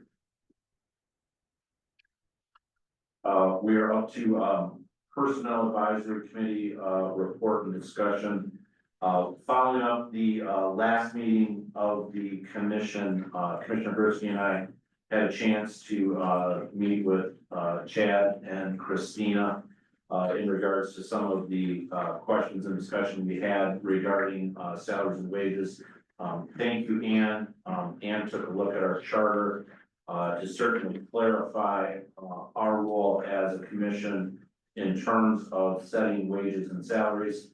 Conversation, and Commissioner Gursky, if you wanna add anything to summarize. I think there's recognition, we need to work on our policies and procedures, exactly how we implement that. I think there was some clarity desired in terms of the role of this body, in resolutions, as well as policies and procedures moving forward, for the commission when we, move salaries at the end of the year. I don't know, Brad, Commissioner Gursky, do you have any other comments in terms of that meeting? No, I mean, our meeting with, the staff and I think was clear everything up. I mean, I'm not sure where we went awry, but, we've righted that ship and we've just got to adopt a policy that, makes sense. It ultimately, brings that to the board on an annual basis. And I know, I apologize to members, but prior to this meeting, I did send the summary from Ann in terms of that legal opinion that was requested following the last meeting in terms of that clarity. So we do have that. Thank you, Ann. And then our next step is certainly with this body as well as with personnel committee to clarify our policies and procedures for that approval process. Following that, we did have a chance, Commissioner Huffnagle, who's not here this evening, and myself, to meet as the Personnel Advisory Committee. I do want to give Chad, possibly Christina, if she's gonna jump in as well. A couple things we talked about. I wanna talk a little bit, following up on some of the actions from our previous meeting in terms of the study. We do have some suggestions that Personnel Committee would like to bring forward to this body for moving forward in the budget in concert with the salary and wage study. But certainly a lot of the conversation, I think, weighs on this, plays a part in terms of the anticipated increases that we're gonna see in our overall healthcare expenditures. Chad, Christina, I know you've been meeting with our providers, and if you could talk a little bit about what we're gonna see, as well as what that means moving forward in subsequent years and timing in terms of when we may wanna look at some suggested changes when it comes to our overall health insurance. Yes, thank you, Mayor, and appreciate all the activity and meetings and discussions that has happened over the past several weeks regarding this very important topic. There is a lot of flux, as you said, Mayor, especially in impacts regarding the implications of the increases in healthcare costs. We're looking at approximately, these numbers are not finalized, but the best guess right now is approximately a 44% increase in our healthcare costs. There is a component of that, obviously, that are shared by the employees, which is a factor I'll get into in just a minute.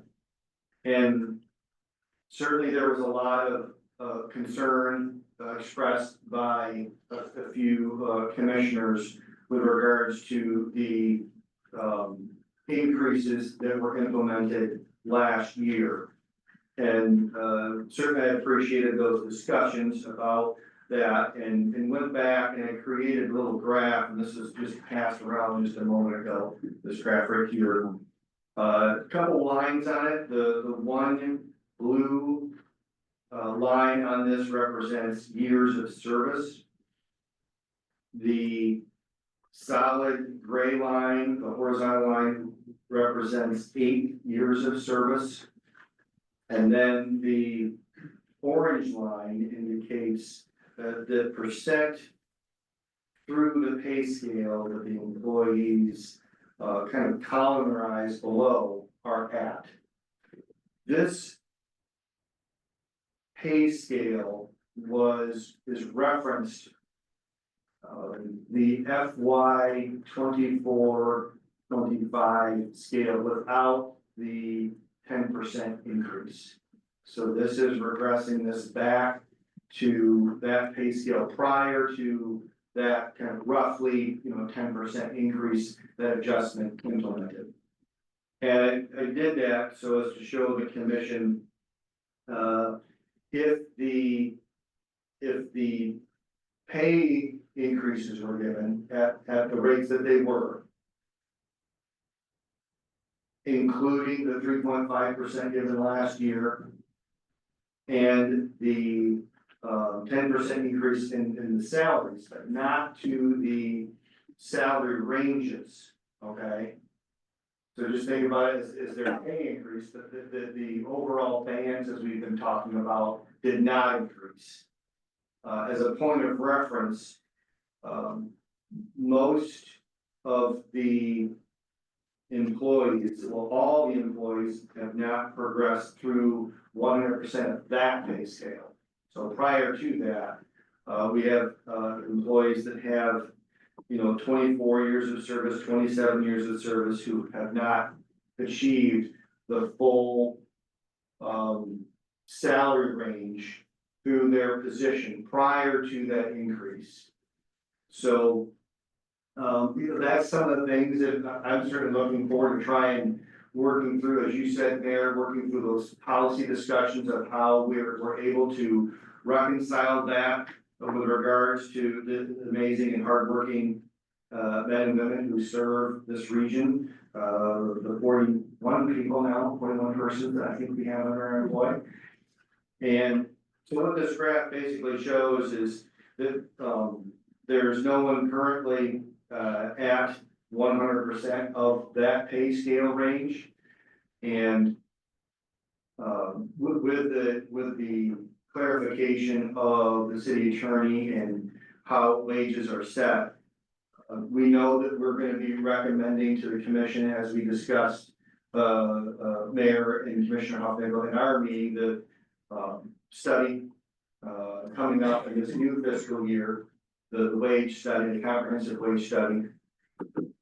Certainly would behoove the commission to recommend a 3.5% rate increase across the board. That would allow us to provide the recommended COLA from our consultant. It would also provide for, as I think you alluded to, Mayor, the abilities for our employees to address the increased healthcare costs. Those increased healthcare costs range from, at the low end, $700, and at the high end, approximately $1,500 per year for that.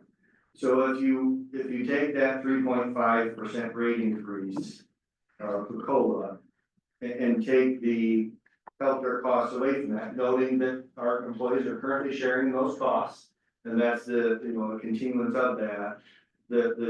I'll say the functional raise would be on average about 2.21%, just to kind of allow the commission to understand what the impacts would be and what I'll call the take home pay to our team members. I think that would be a firm, fair, and consistent way to move that forward. It would allow us to bring forth the data and analytics within the study and provide a good backdrop for the commission in making any changes thereafter with that data and that report on how we might have to adjust the bands moving forward. And I think Christine and I would be happy to answer any questions you have regarding this information. Questions? I was just gonna talk a little bit more about the insurance. I Yes. think your initial question was related to insurance and Yes. those changes, and so I think it's good just to point out that our current plan is no longer gonna be offered. I think most of you are aware of that we were at PHP, which is now Michigan, University of Michigan Health, which will be closing, and so our plan cannot be renewed. Closing as of. It'll be closing as of 12/31/2025, but our renewal date is July 1st, so we can't renew our plan as of our renewal date. So we are forced into finding another plan. The plan we currently offer is not offered across any other healthcare plan in terms of a HSA and an HRA plan. So that is not offered anywhere else, forcing us to come up with to look at a new option for the plan, whether that be an HSA, HRA, whatever that would be individually. So the costs we're giving you are giving you that percent increase of the closest plan we can find to give our employees a similar benefit to what they are receiving, which is required in our union contract also in terms of that. And so that is one of the changes with that, just to give you an idea, higher deductibles thing, and every option we were given was at least a 27% increase, I believe, so, it just depending on how high that deductible would be in a healthcare savings plan and things like that, so we try to pick the plan closest to what we currently offer for our employees to kind of, keep that consistent, just to give you an idea of where that came from, so, any other questions on the plan? One, I know, I had asked that during, personal advisory, committee was, are there options out there where we might wanna offer, some different options in terms of healthcare that might be reduced, added, as you said, per labor contract, we still have to offer a similar benefit.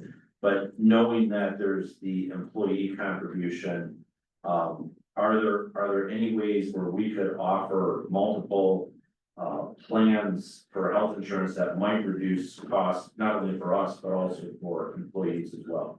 And correct me if I'm wrong, but I believe because of the number of employees we have on our plan, we aren't able to offer different plans.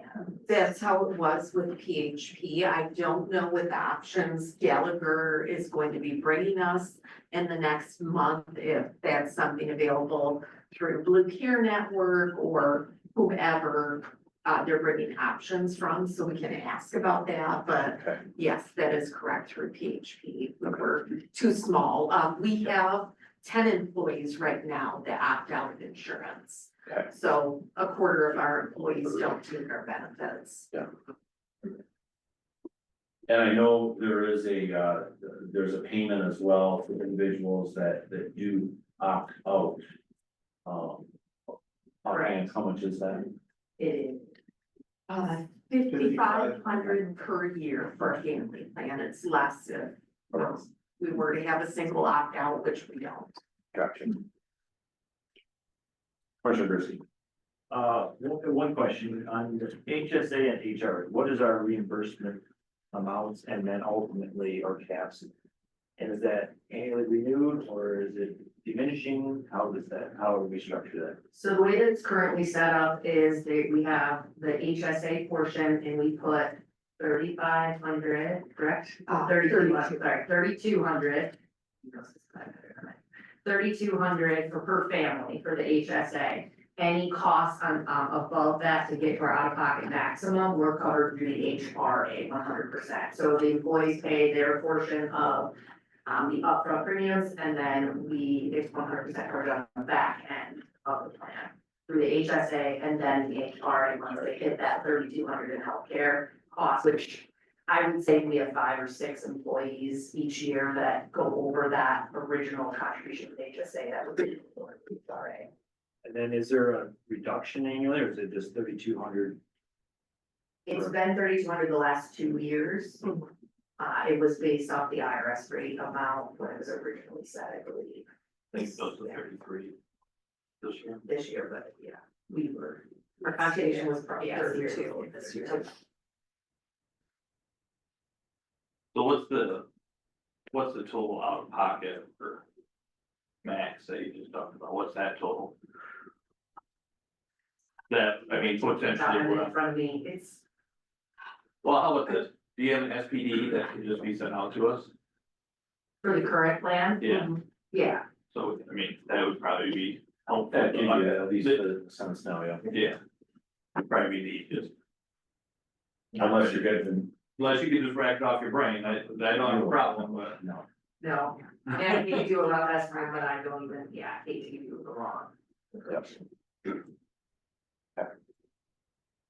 You know, I have a couple. No, go ahead, go ahead. Well, I love percentages, but what's the flat dollar amount? You know, you talk about 44%, you talk about 22%. Are we talking 50 grand? Are we talking 150 grand? What's our? What total dollar are we talking? I think it was around 150,000 across the board, total, we have that right here. Increase? Yeah, Correct. So right now, based on what we currently pay to PHP, I think I estimated if it was a 40% increase and our plan stayed stagnant with who's on it now, it would be about 129,000 a year. That's just our portion. That's not ours. No, sorry, that is total of what the PH. So 80% of that is the city's covered. Yes. So we'd be 80% of 129. Yes. And Mayor, if I can, those are total all funds, so that's not just. Right across, yeah.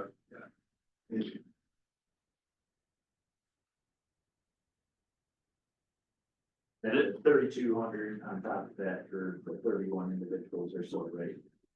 Correct, it's not 32 for everyone, but yes, we have some single plans and it's less for single plans. Was it 16? Yeah. 16, 32.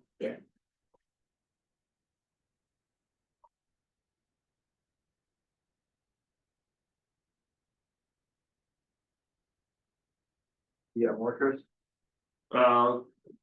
I do, we stick on health insurance, because I'm gonna look the wage.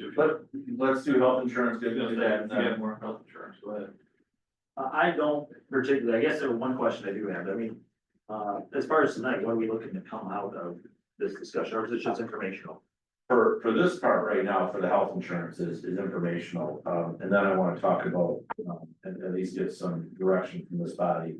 When we get to that salaries and wages piece, so really, but I want people to understand the healthcare piece that we're facing in that. Okay, Yeah, and just on the healthcare piece, it might be just helpful to give us like what an employee pays. And I know it's hard because it's a range because of different Yeah. factors, but at least if you have something that says. So I have a spreadsheet that shows what everybody pays and I plugged in that percentage increase to come up with what potentially everyone would be Yeah, I mean, that paying would an be, increase. So yeah, we have something that shows what their per pay deduction is. Yeah, if I can, Mayor, that, you know, most of the employees are over $1,000, the increase in costs. I didn't have a column showing what they actually pay, but the increase in costs are, as I said earlier, highest one is $1,675 and the lowest is $480.82 per year. per year. Yes, that'd be the That's the increase. increase with that 44% estimated increase, to give you an idea of what So what would they pay per year? that is, it's on there, he would just have to literally multiply, there's no total on it right now. So Okay, but it's to just give you the idea of the increased cost, so.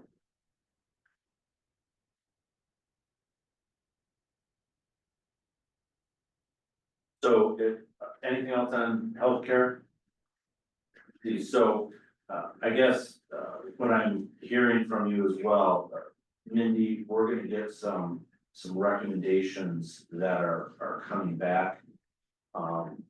Really gonna solidify the plan number, potentially look, are there other options that we're considering just to manage costs better here? I mean, I realize everyone's costs are going up in healthcare, there's no doubt about that, but, is there anything else that we are considering just to try to manage mitigate costs? Go ahead, Jim. Yeah, thank you, Mayor. I think the key issue here is both, we're in the final year of the union contract and trying to offer what I call firm, very consistent offering across the board.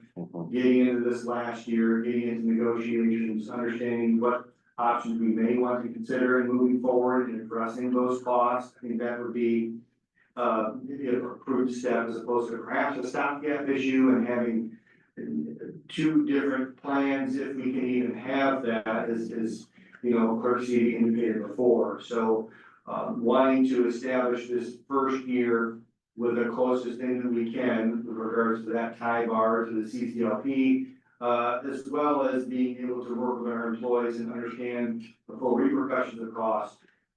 Also, the fact that this is, you know, before we really have assembled, you know, the budget in its entirety. So this is certainly a priority for, you know, us to be able to continue offering the solid benefits that we have that allows us to keep our very valued employees. And then I think, you know, depending on where the healthcare system goes, it's incumbent upon us to be able to mitigate and address those costs so that we can continue to afford them. And I've worked with multiple cities and trying to do multiple ways that we can control that, whether that's, increase shares, different plan designs, that people can pick and choose from, and that's kind of we talked about before.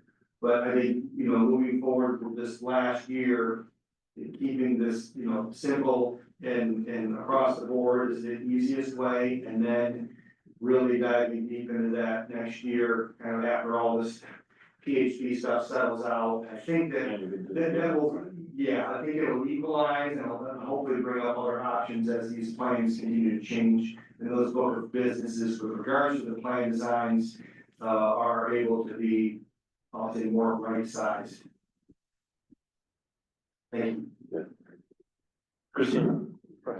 One of the things you mentioned, Mayor, is there has been some discussion with Gallagher about the pool, and I know Brad, you talked a little bit about that too, but the pool has to be done on an annual basis, and we're currently on this mid-year renewal. Yeah, so that's something that we can definitely have a conversation to see. The cost may be less, partway through the year if we're able to, with the pool, if we look at the pool plan, it looks decent, and it's, they accept us into the plan, so that's something that we'll definitely be looking at with Gallagher as we move forward. It's just something we can't do at this point in time. It would have to be done on a kind of annual basis, a calendar basis, so.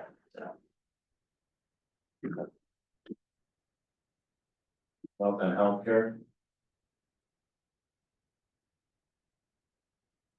Then let's chat a little bit about helping Christina in terms of planning on the budget. One thing, Chad, reflecting on this this graph that you put together. The one thing this does not consider, correct me if I'm wrong, is people who change grades, correct? There's a little bit of an impact in that with regards to, the grade change. You'll see that, their, percent of the way through the wage scale, some of them are negative. And that's indicative of a change in their class due to a achievement of their license. So, it was kind of mid change, so that's why they're shown in 1 year. In a lower bracket, preparing to move up to the next one.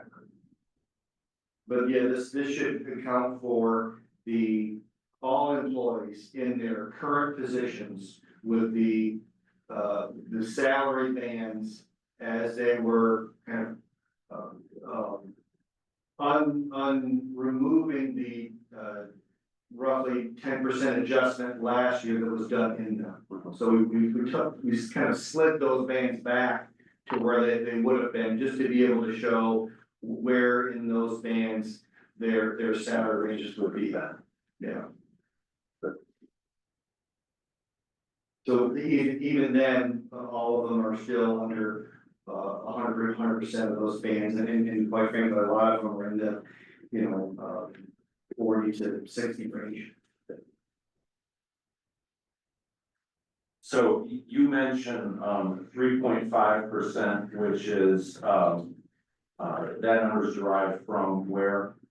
That number is derived from the report that we received from B-Tree Consulting.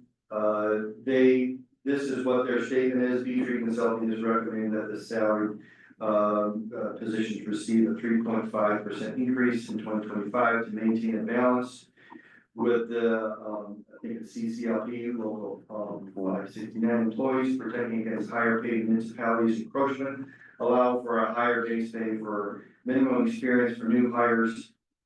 St. John Rose prepares for changes to be expected in terms of administration in 2025. That's the direct quote from there. And I'm glad you mentioned that, because that was next piece. I want to make sure I had the number right. Was the union contract is a 3.5% this year, or is that 3% this year? This year's increase is 3%. It was 3% this year, 4% last year, 5% the year prior, and 6% the year prior to that. So going back to 22, 23, it was 6, 5, 4, and 3% this year.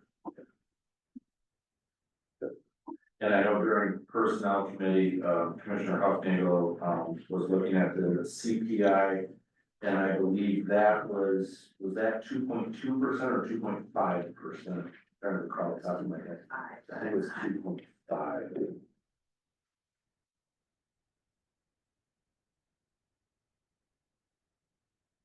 Open up for any questions on. I guess this salaries and wages, if you're looking at data. Sure, Commissioner Sheet.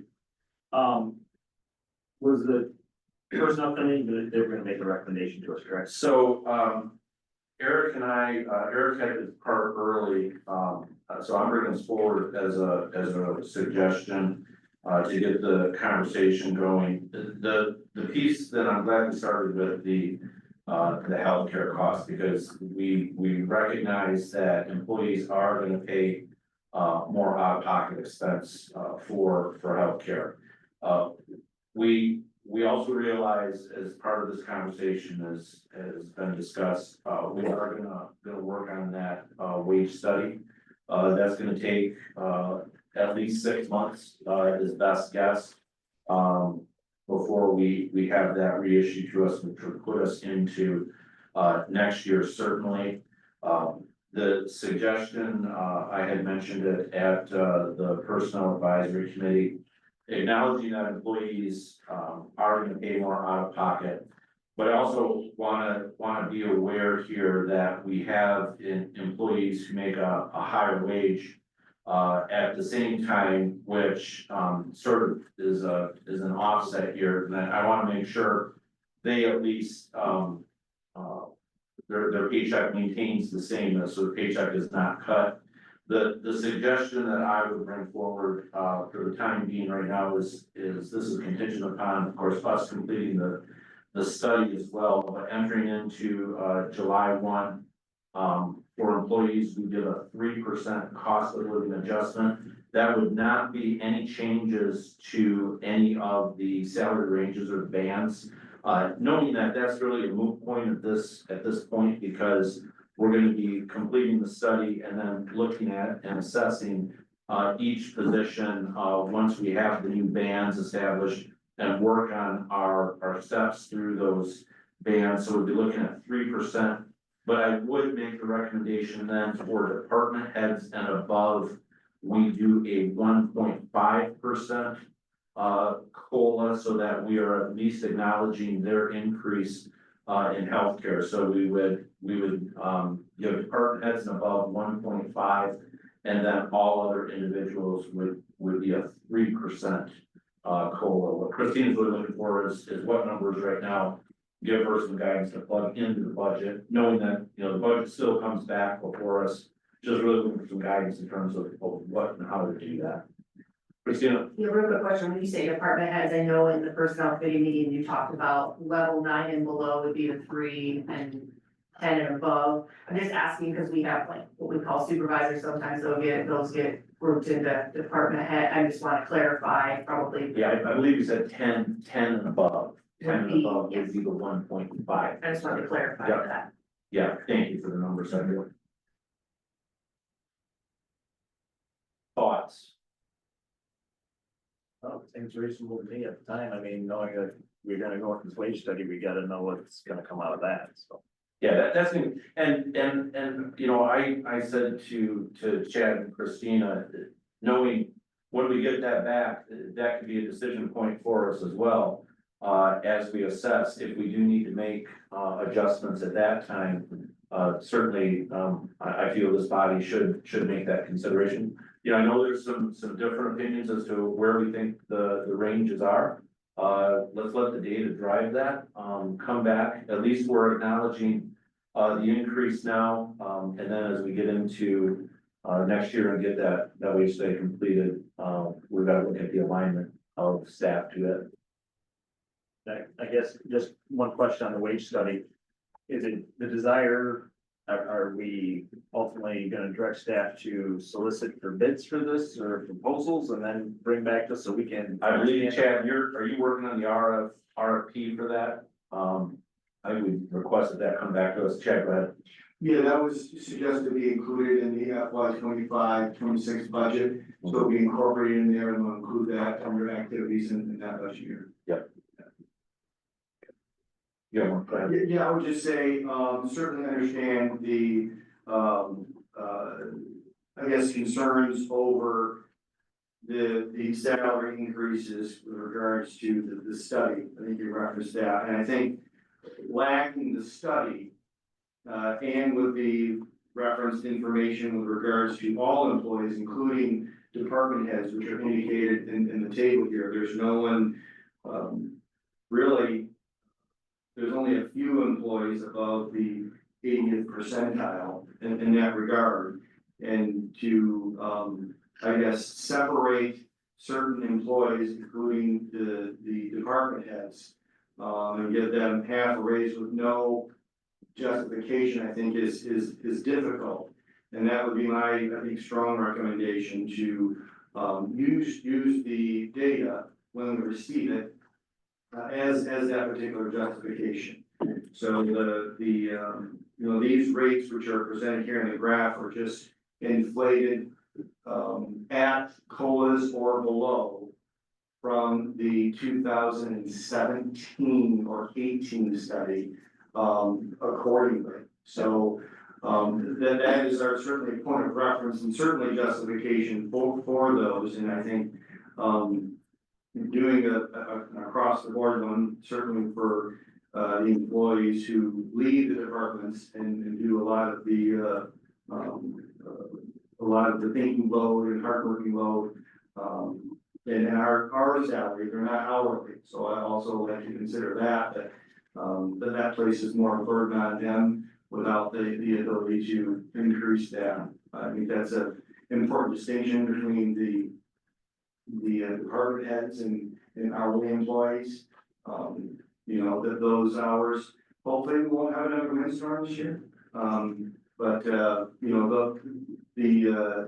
salary people at the departmental head level, just with these numbers will be right at or perhaps below, depending upon their healthcare costs of, any increases whatsoever. And I think it'd be important to, do, an across the board one, to be firm, very consistent until the commission gets the guidance with the report upcoming. Thank you.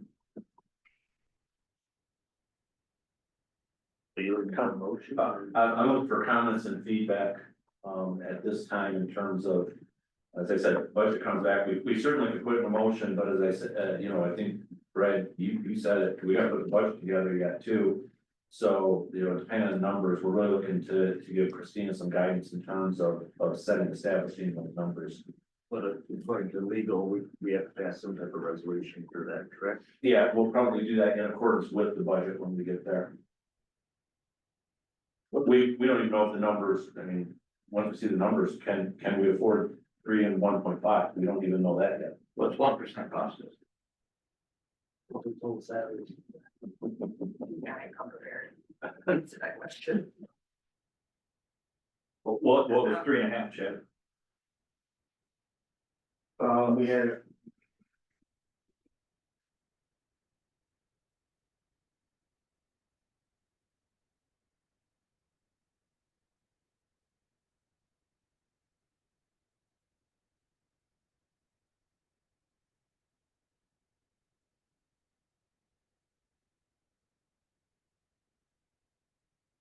I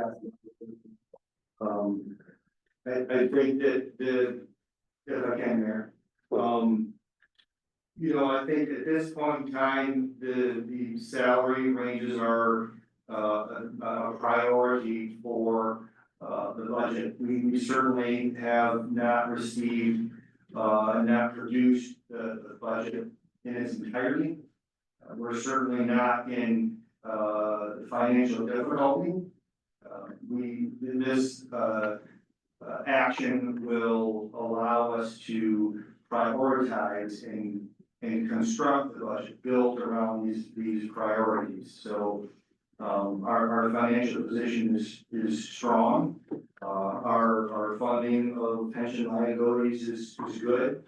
And I think, for those reasons, and with us kind of moving forward with this recommendation, it will allow us to program those in and make any adjustments in CIPs accordingly. This is a relatively small adjustment. The recommendation I made, or any guidance from the commission. But certainly, my recommendation would be, you know, some sort of across the board adjustment, and then, you know, Christina and I will work to build that guidance in here, because it is important to be able to do that. It's a lot of effort to change all departments in regards to the salary adjustments. Right.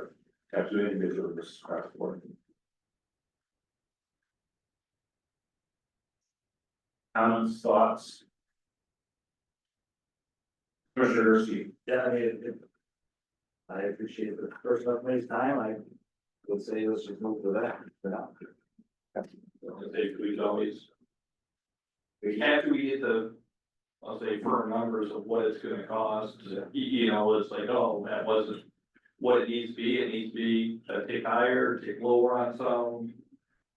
Until we have some numbers, I'm not gonna say personnel committee's right, staff's right.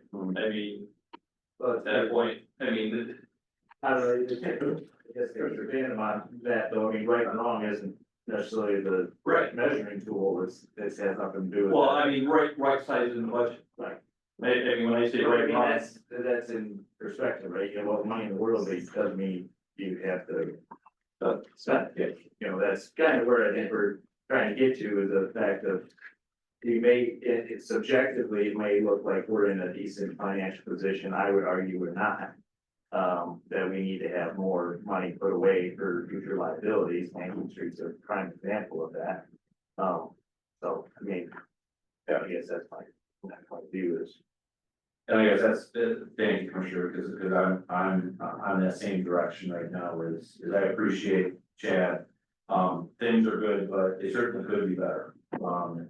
You know, the pension liability is a good example of, you know, us really finding a way to try to, you know, get a higher percentage there. Certainly other improvements around town. I think this is, from personnel committee, at least for me, this is, you know, trying to take a step forward, but also airing some caution here. I think we've set that tone throughout this conversation in the budget that, we do need to be better fiscal managers of taxpayer resources. Knowing that this is, an initial step to provide some direction. And then, as we said, we can come forward if there are some tweaks either before the end of this, or certainly as we get the study, this body can do so at that time. that way I agree a little bit, so it's about 3.2 million, so what the current salary amount total is. That's including estimated overtime. So.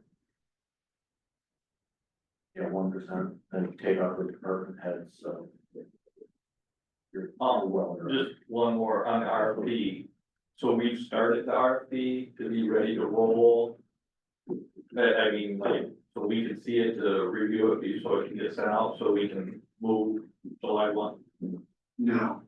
We requested. We were requesting information for that, but, you know, we're focusing on budget production right now. As soon as that gets done, and the Fantasy Forest in Wilson Center, my objective is to have that ready to the commission, you know, hopefully at the June meeting as a target. That would be the RFP.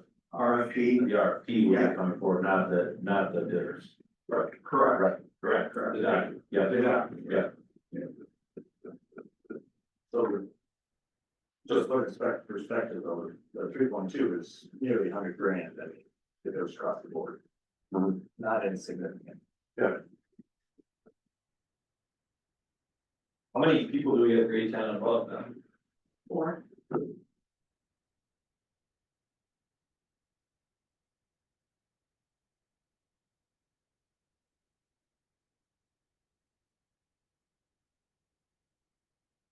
So. I'm kind of looking at Ann and looking at Chad.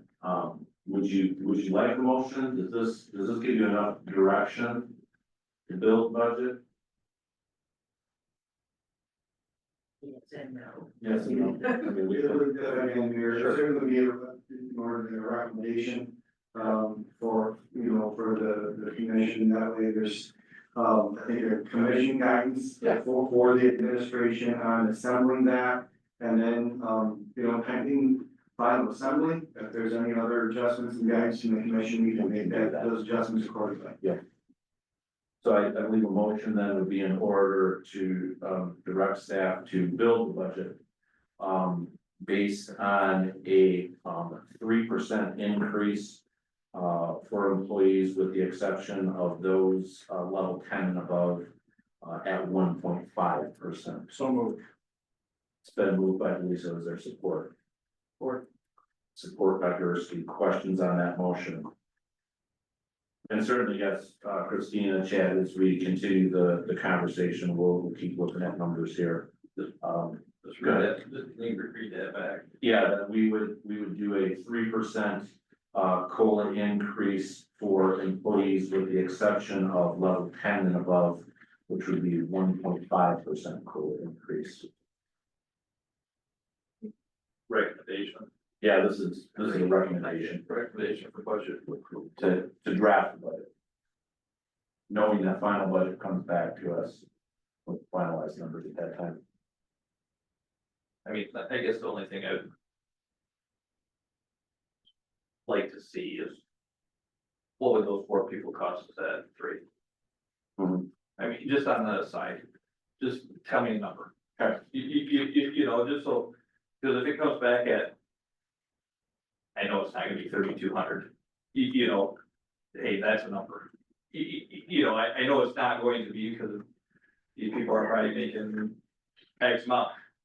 I get it, but at least it's a number. I would just wanna see that number per se as we roll forward, so. We about $7 million. Probably 12. I think it's about 12. 12 total. 12 total. Right, 12 to 13 roughly, just that's rounding, I'm not looking at each Yeah, individual. you're in the ballpark right there.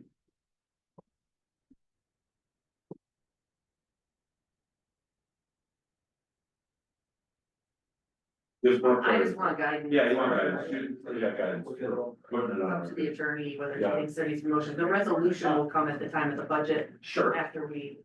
Yeah, I think it just, the motion gives a little more certainty of what the direction is, if you're not clear about the direction, the motion will be helpful. Yeah.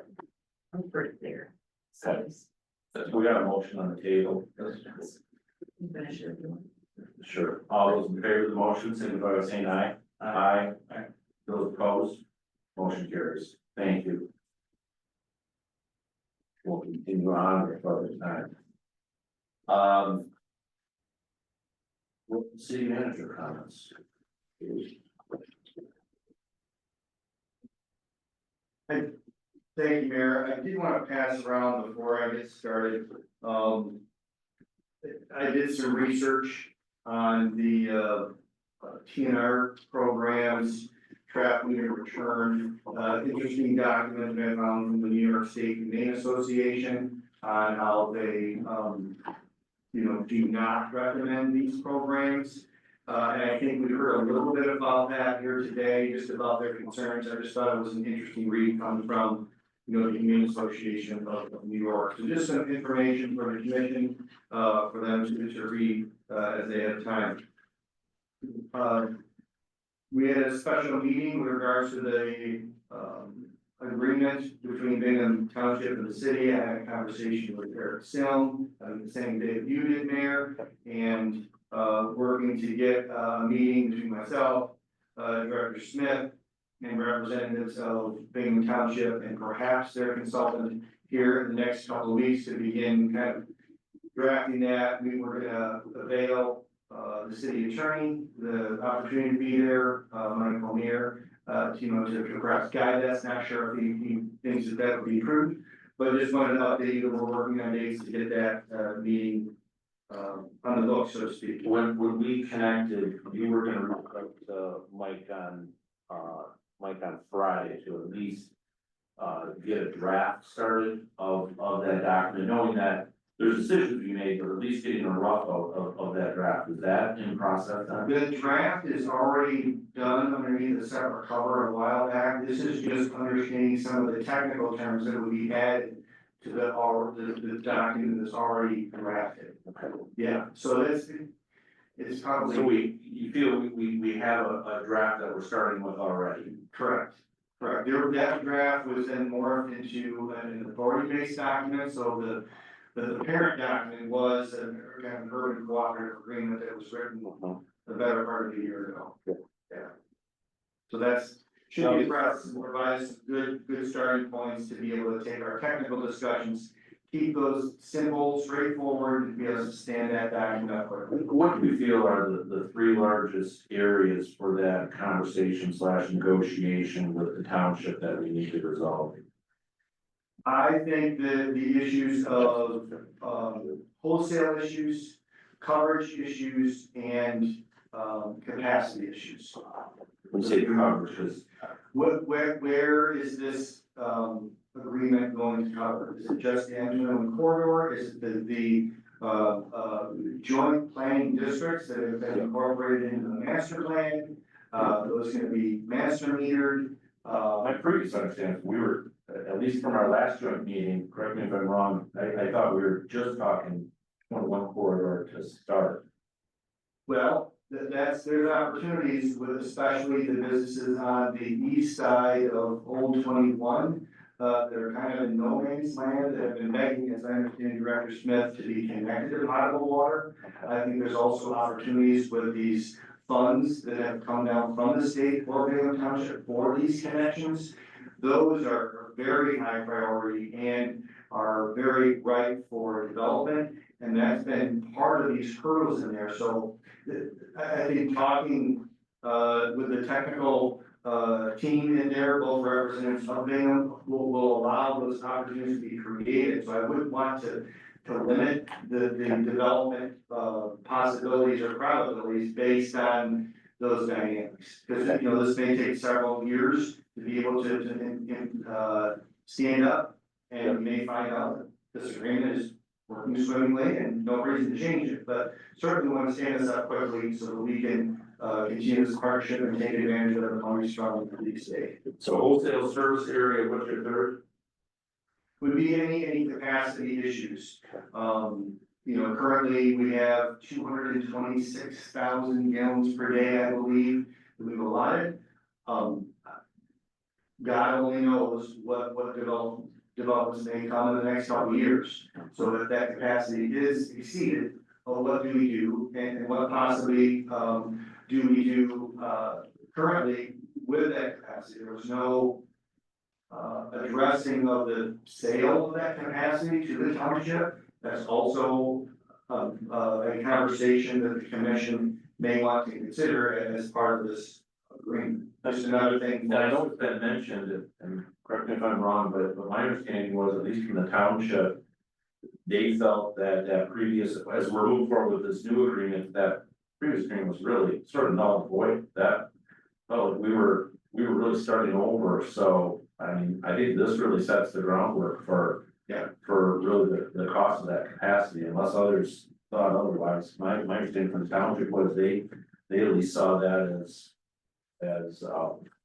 really a whole new agreement, and we would set that cost. If the fourth one would be this, I'll say, contribution to the general fund, like, better term, is for programmatic issues, and this is the self-recognition of the township, knowing that they wanted to partner with the city and jointly addressing those costs of general fund things such as parks and recreation and other programs that work to support the downtown, which are all regionally blessed to be able to utilize. What's our, go ahead, Justin. I want to hear. Oh, I was just gonna say, what do you see as our timeline? In terms of solidifying this agreement, we can back it up. We looking at May, end of May? So. No, I would say June, to be able to work out the kinks, present a draft agreement, my hope would be in May. Working out these kinks, taking that, we take several technical meetings, and then whether or not that involves a joint meeting or separate meetings. I would hope to be able to present based on a technical meeting and there's been some vacations here, it's spring break season here, so it's tough to get everyone together that needs to be together. My hope is, to be able to present a fairly robust draft in May, and then, any changes between both boards, however long that may take. So, hopefully those issues can be resolved in a couple months, and then standing up, hopefully this summer. Yeah. Just wanted to mention. Justin, go ahead. Oh, yeah. If you don't mind, just real quick, so there's a few operational things that we really need to go over, kind of on the technical side, essentially this, if approved, will be an extension of our system ultimately. There will be some concerns with the backflow prevention in, with their system there, so just some things we gotta kind of hone down, whether the township wants to make this as part of their system to operate, or if they would rather contract with us to operate in the sense of flushing, hydrant maintenance, valve maintenance, or if it's just kind of a turnkey. So there's a few things you gotta look at, how is it metered? I know I metered them in the buildings, but do we meter the flow, during hydrant flushing, and just a few of those operational things that we've gotta get squared away, to make Eagle happy. Good, thank you. Thank you for your conversation. You're good. SEPA form update. I know this is somewhat of a mundane thing, but I just wanted to recognize Sue-Ann Prince and all of her efforts in updating our special event permit application. We're almost ready to launch that. Just some tremendous upgrades and really very user-friendly way for people wanting to have their special event in the city, and for us to be able to communicate to the law enforcement, public services, fire, the necessary details of those events. Minor example, when we ask someone when their event is, they say, oh, it's between 3 p.m. on Saturday and 9 p.m. Okay, great.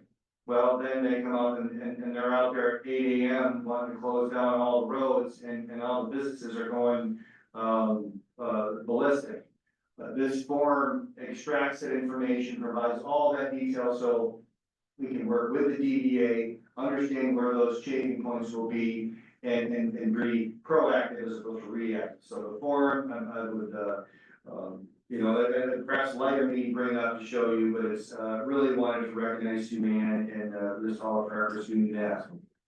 Wanted to update that there's no updates on the, Fire versus City of St. John's lawsuit. They're in discovery mode right now. I just want to report that we're awaiting, movement in that regard and any, possible, discussions prior to going to trial. But I'll keep the commission updated accordingly.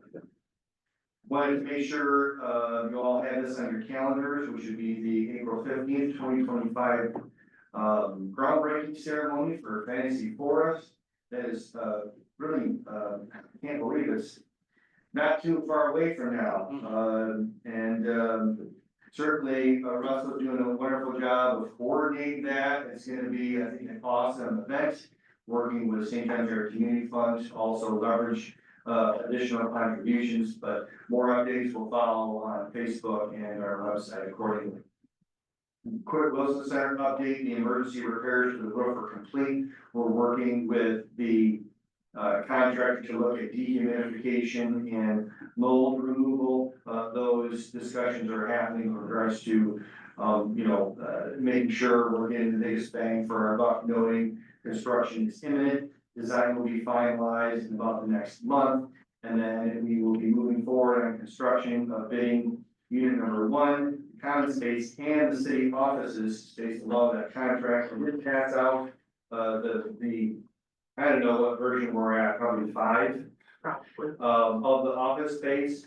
This is where we will. We've reduced the number of new wall constructions. We've worked with staff on how to orient our offering of our services, the creation of an additional employee-only door over kind of where our storage areas, So we're thinking this is a document we're gonna be bringing to the county. They've seen the preliminary draft of this, and they've indicated that everything looks great. And moving forward with the planned, redoing of our office space, and we're all, very excited about. Also wanted to highlight the park facility survey that we sent out.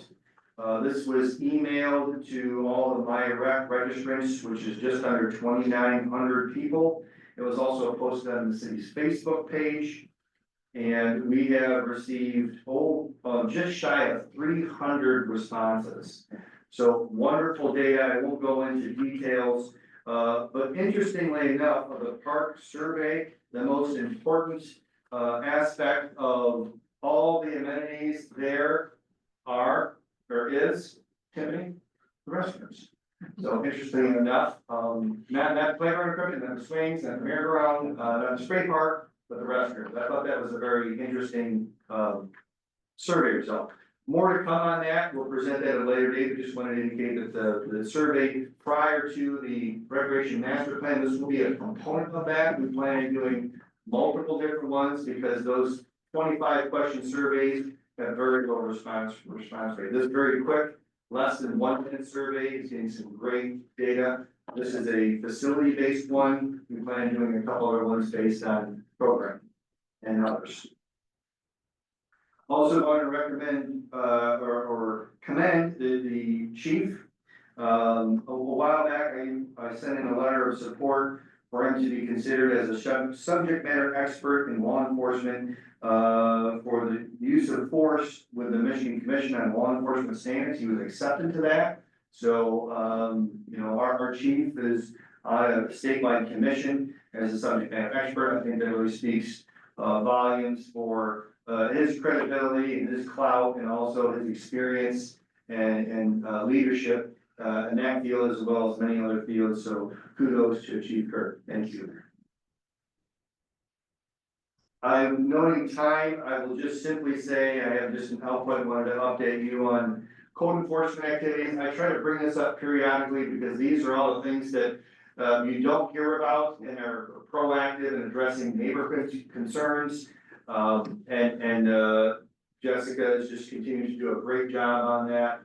Throughout the winter and the springtime, dealing with RVs and vehicles parking and blight, and it's all those efforts that are proactively addressing these issues and really keeping our community in good working order. That concludes my report. Thank you. All right. Commission comments. I'm going to start with Commissioner Heiser. Well, I appreciate the updates, but if we can have them electronically, no paper would be great going forward. It is nice to have these, but it is also nice that we have them, we all have computers, and it's nice to have them stored. So I'm just going to mention that now. If we can get these sent to us, it'd be great. I don't like to carry around a bunch of paper. But you feel free to send a file the day of, I think. Yeah, nothing even, yeah. So we have. Good. Moving forward, enjoyed the presentation from the ambulance tonight. It's always good to hear from them. Talk about an underappreciated service, and that's what they are. They're only underappreciated because people don't use them enough. And that's a good thing. You don't want to ride in the back of one of those from experience. So, as we move forward. So, other than that, Good. I'm hungry. Thank you. Commissioner Louisa. I just appreciated all the lively debate tonight. Commissioner Gersey. motion. Not quite, but almost. Good. You're good. Couple quick notes, just prior to this meeting, I did send around from Eric and myself a brief survey as we continue to look at our contract with Chad, just some feedback from you, 4 questions, so you can answer those in the next couple weeks. Would appreciate that feedback. We'll compile that and then share that back with commission on our findings. Certainly a lot of information about, the open feeding and the trap neuter return, as I mentioned. Planning Commission, has addressed that a few times. Feels like if there's any recommendations or suggestions from commissioners, in terms of any suggestions they have, please certainly let either myself, Eric, or Chad know, and we can put that on the agenda. Moving forward, certainly appreciate all the input this evening from both sides on that issue. Also wanted to make mention, this was a call I received today from Bruce DeLong. Bruce for some time has been an advocate for doing something regarding the corner of Scott Road and M21. He was asking for some considerations for some speed reductions along that as people enter the city. My understanding from Bruce is that has been turned down. They are willing to do, them being MDOT, they are willing to do a traffic study. That's probably still gonna take 2 years, because there's only a select number of people that can do that, but he did make mention, and I'm not sure, I believe, I know it was before me, that there may have been some conversation amongst this body. It may have come from our previous administrator regarding that corner, and expressing some interest in putting a roundabout there. I don't know if we've ever, did we formalize anything at this body to? I don't, Justin might go. So, Yeah, yeah, we definitely have talked about. mine, so it was put in there, MDOT denied that, it was met with a considerable amount of criticism, given the amount of trucks through there in the maintenance of that, it was looked at as possibly becoming a hazard. Just with the way it was gonna fit in there with the amount of truck traffic seasonally, and now with the addition of the cheese plant, in that, so I know that was a concern, some of the business owners and how that line was concerned. We did have, and I'll try to find it and maybe have it available to you all. We had looked at some, essentially like they put, business 27 and 69 into it, like the narrowing, like the center, did they have the curvature of the trees? Yeah. So it cut down the visual side of that being, cause if you come in from the east, it looks like the wide open, you know, there's nothing indicating that you're entering the city, nothing indicating you're gonna need to go to 35, so we had some designs and I know that Dave had worked on it and I had too about something like that, like in the center lane of a visual, like to kind of guide you to slow it down to narrow that area up, so I'll try to see if we got that somewhere. That's how Bruce was trying to understand, he said, if, and Bruce shared those same concerns, and I have them as well, because in terms of the overall room there, a nice idea, but, you're also gonna impact businesses, and trying to figure out those entrance points. What Bruce was indicating was, if we do not have an interest in a roundabout, that we should probably express that to MDOT, and potentially, if we are interested, in addressing it differently, or even putting a traffic light there, that we should communicate that to MDOT. He wants us to pay for all this. Well, all depends where we're at with that. I mean, we know it's gonna get done somewhere down the road, but we didn't want to address that. Chad, Those stoplights are not cheap. stoplights are not cheap, I know, but we've also got, you know, I mean, we all drive that. There is some speed issue on there. Chad, go ahead. Yeah, typically when we get into the MDOT 5-year plan, they have a very robust program perspective dealing with the planning and then conceptual designs of those things. I think they would look for local suggestions and requests, especially dealing with roundabouts. I would agree that you would have to acquire a tremendous amount of property to fit in the diameter of a roundabout necessary to handle the commercial traffic in that regard. And the challenge with that is that area is also becoming more and more pedestrian oriented. And when you combine pedestrian traffic with a roundabout with a lot of it, it becomes more challenging with regards to pedestrian movements, protected movements for pedestrians. I should emphasize that.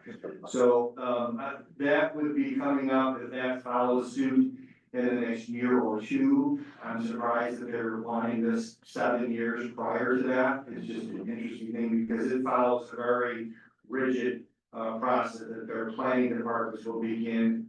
My guess would be in the 2026 timeframe, perhaps late 2025 at the earliest. But right now it's in the 2029, 2030 and that year. So we have a little bit of time, but certainly, you know, when we're reaching out to them, we'll look at that and see what options are there. I do agree with Director Smith on a right-of-way treatment for our traffic calming in that area to begin reducing speeds by reducing the width of that coming into the city. That will help reduce it from 55 down to, I think it's 35. So, Yeah. So, really, yeah, Bruce wanted to just kind of see where this body was. Maybe it makes sense, Chad, between you and Justin, work with, get with the road commission. If there is some guidance from this body, we'll look for your recommendation to come forward. I didn't get a sense from here if there was anyone that was really a strong advocate, proponent of putting a traffic circle in there. It is challenging with that. That's all I have this evening. Motion is supported by Kirsty to adjourn. Questions on that motion? All those in favor of the motion, signify by saying aye. Aye. Those opposed, motion carries. Thank you, everyone.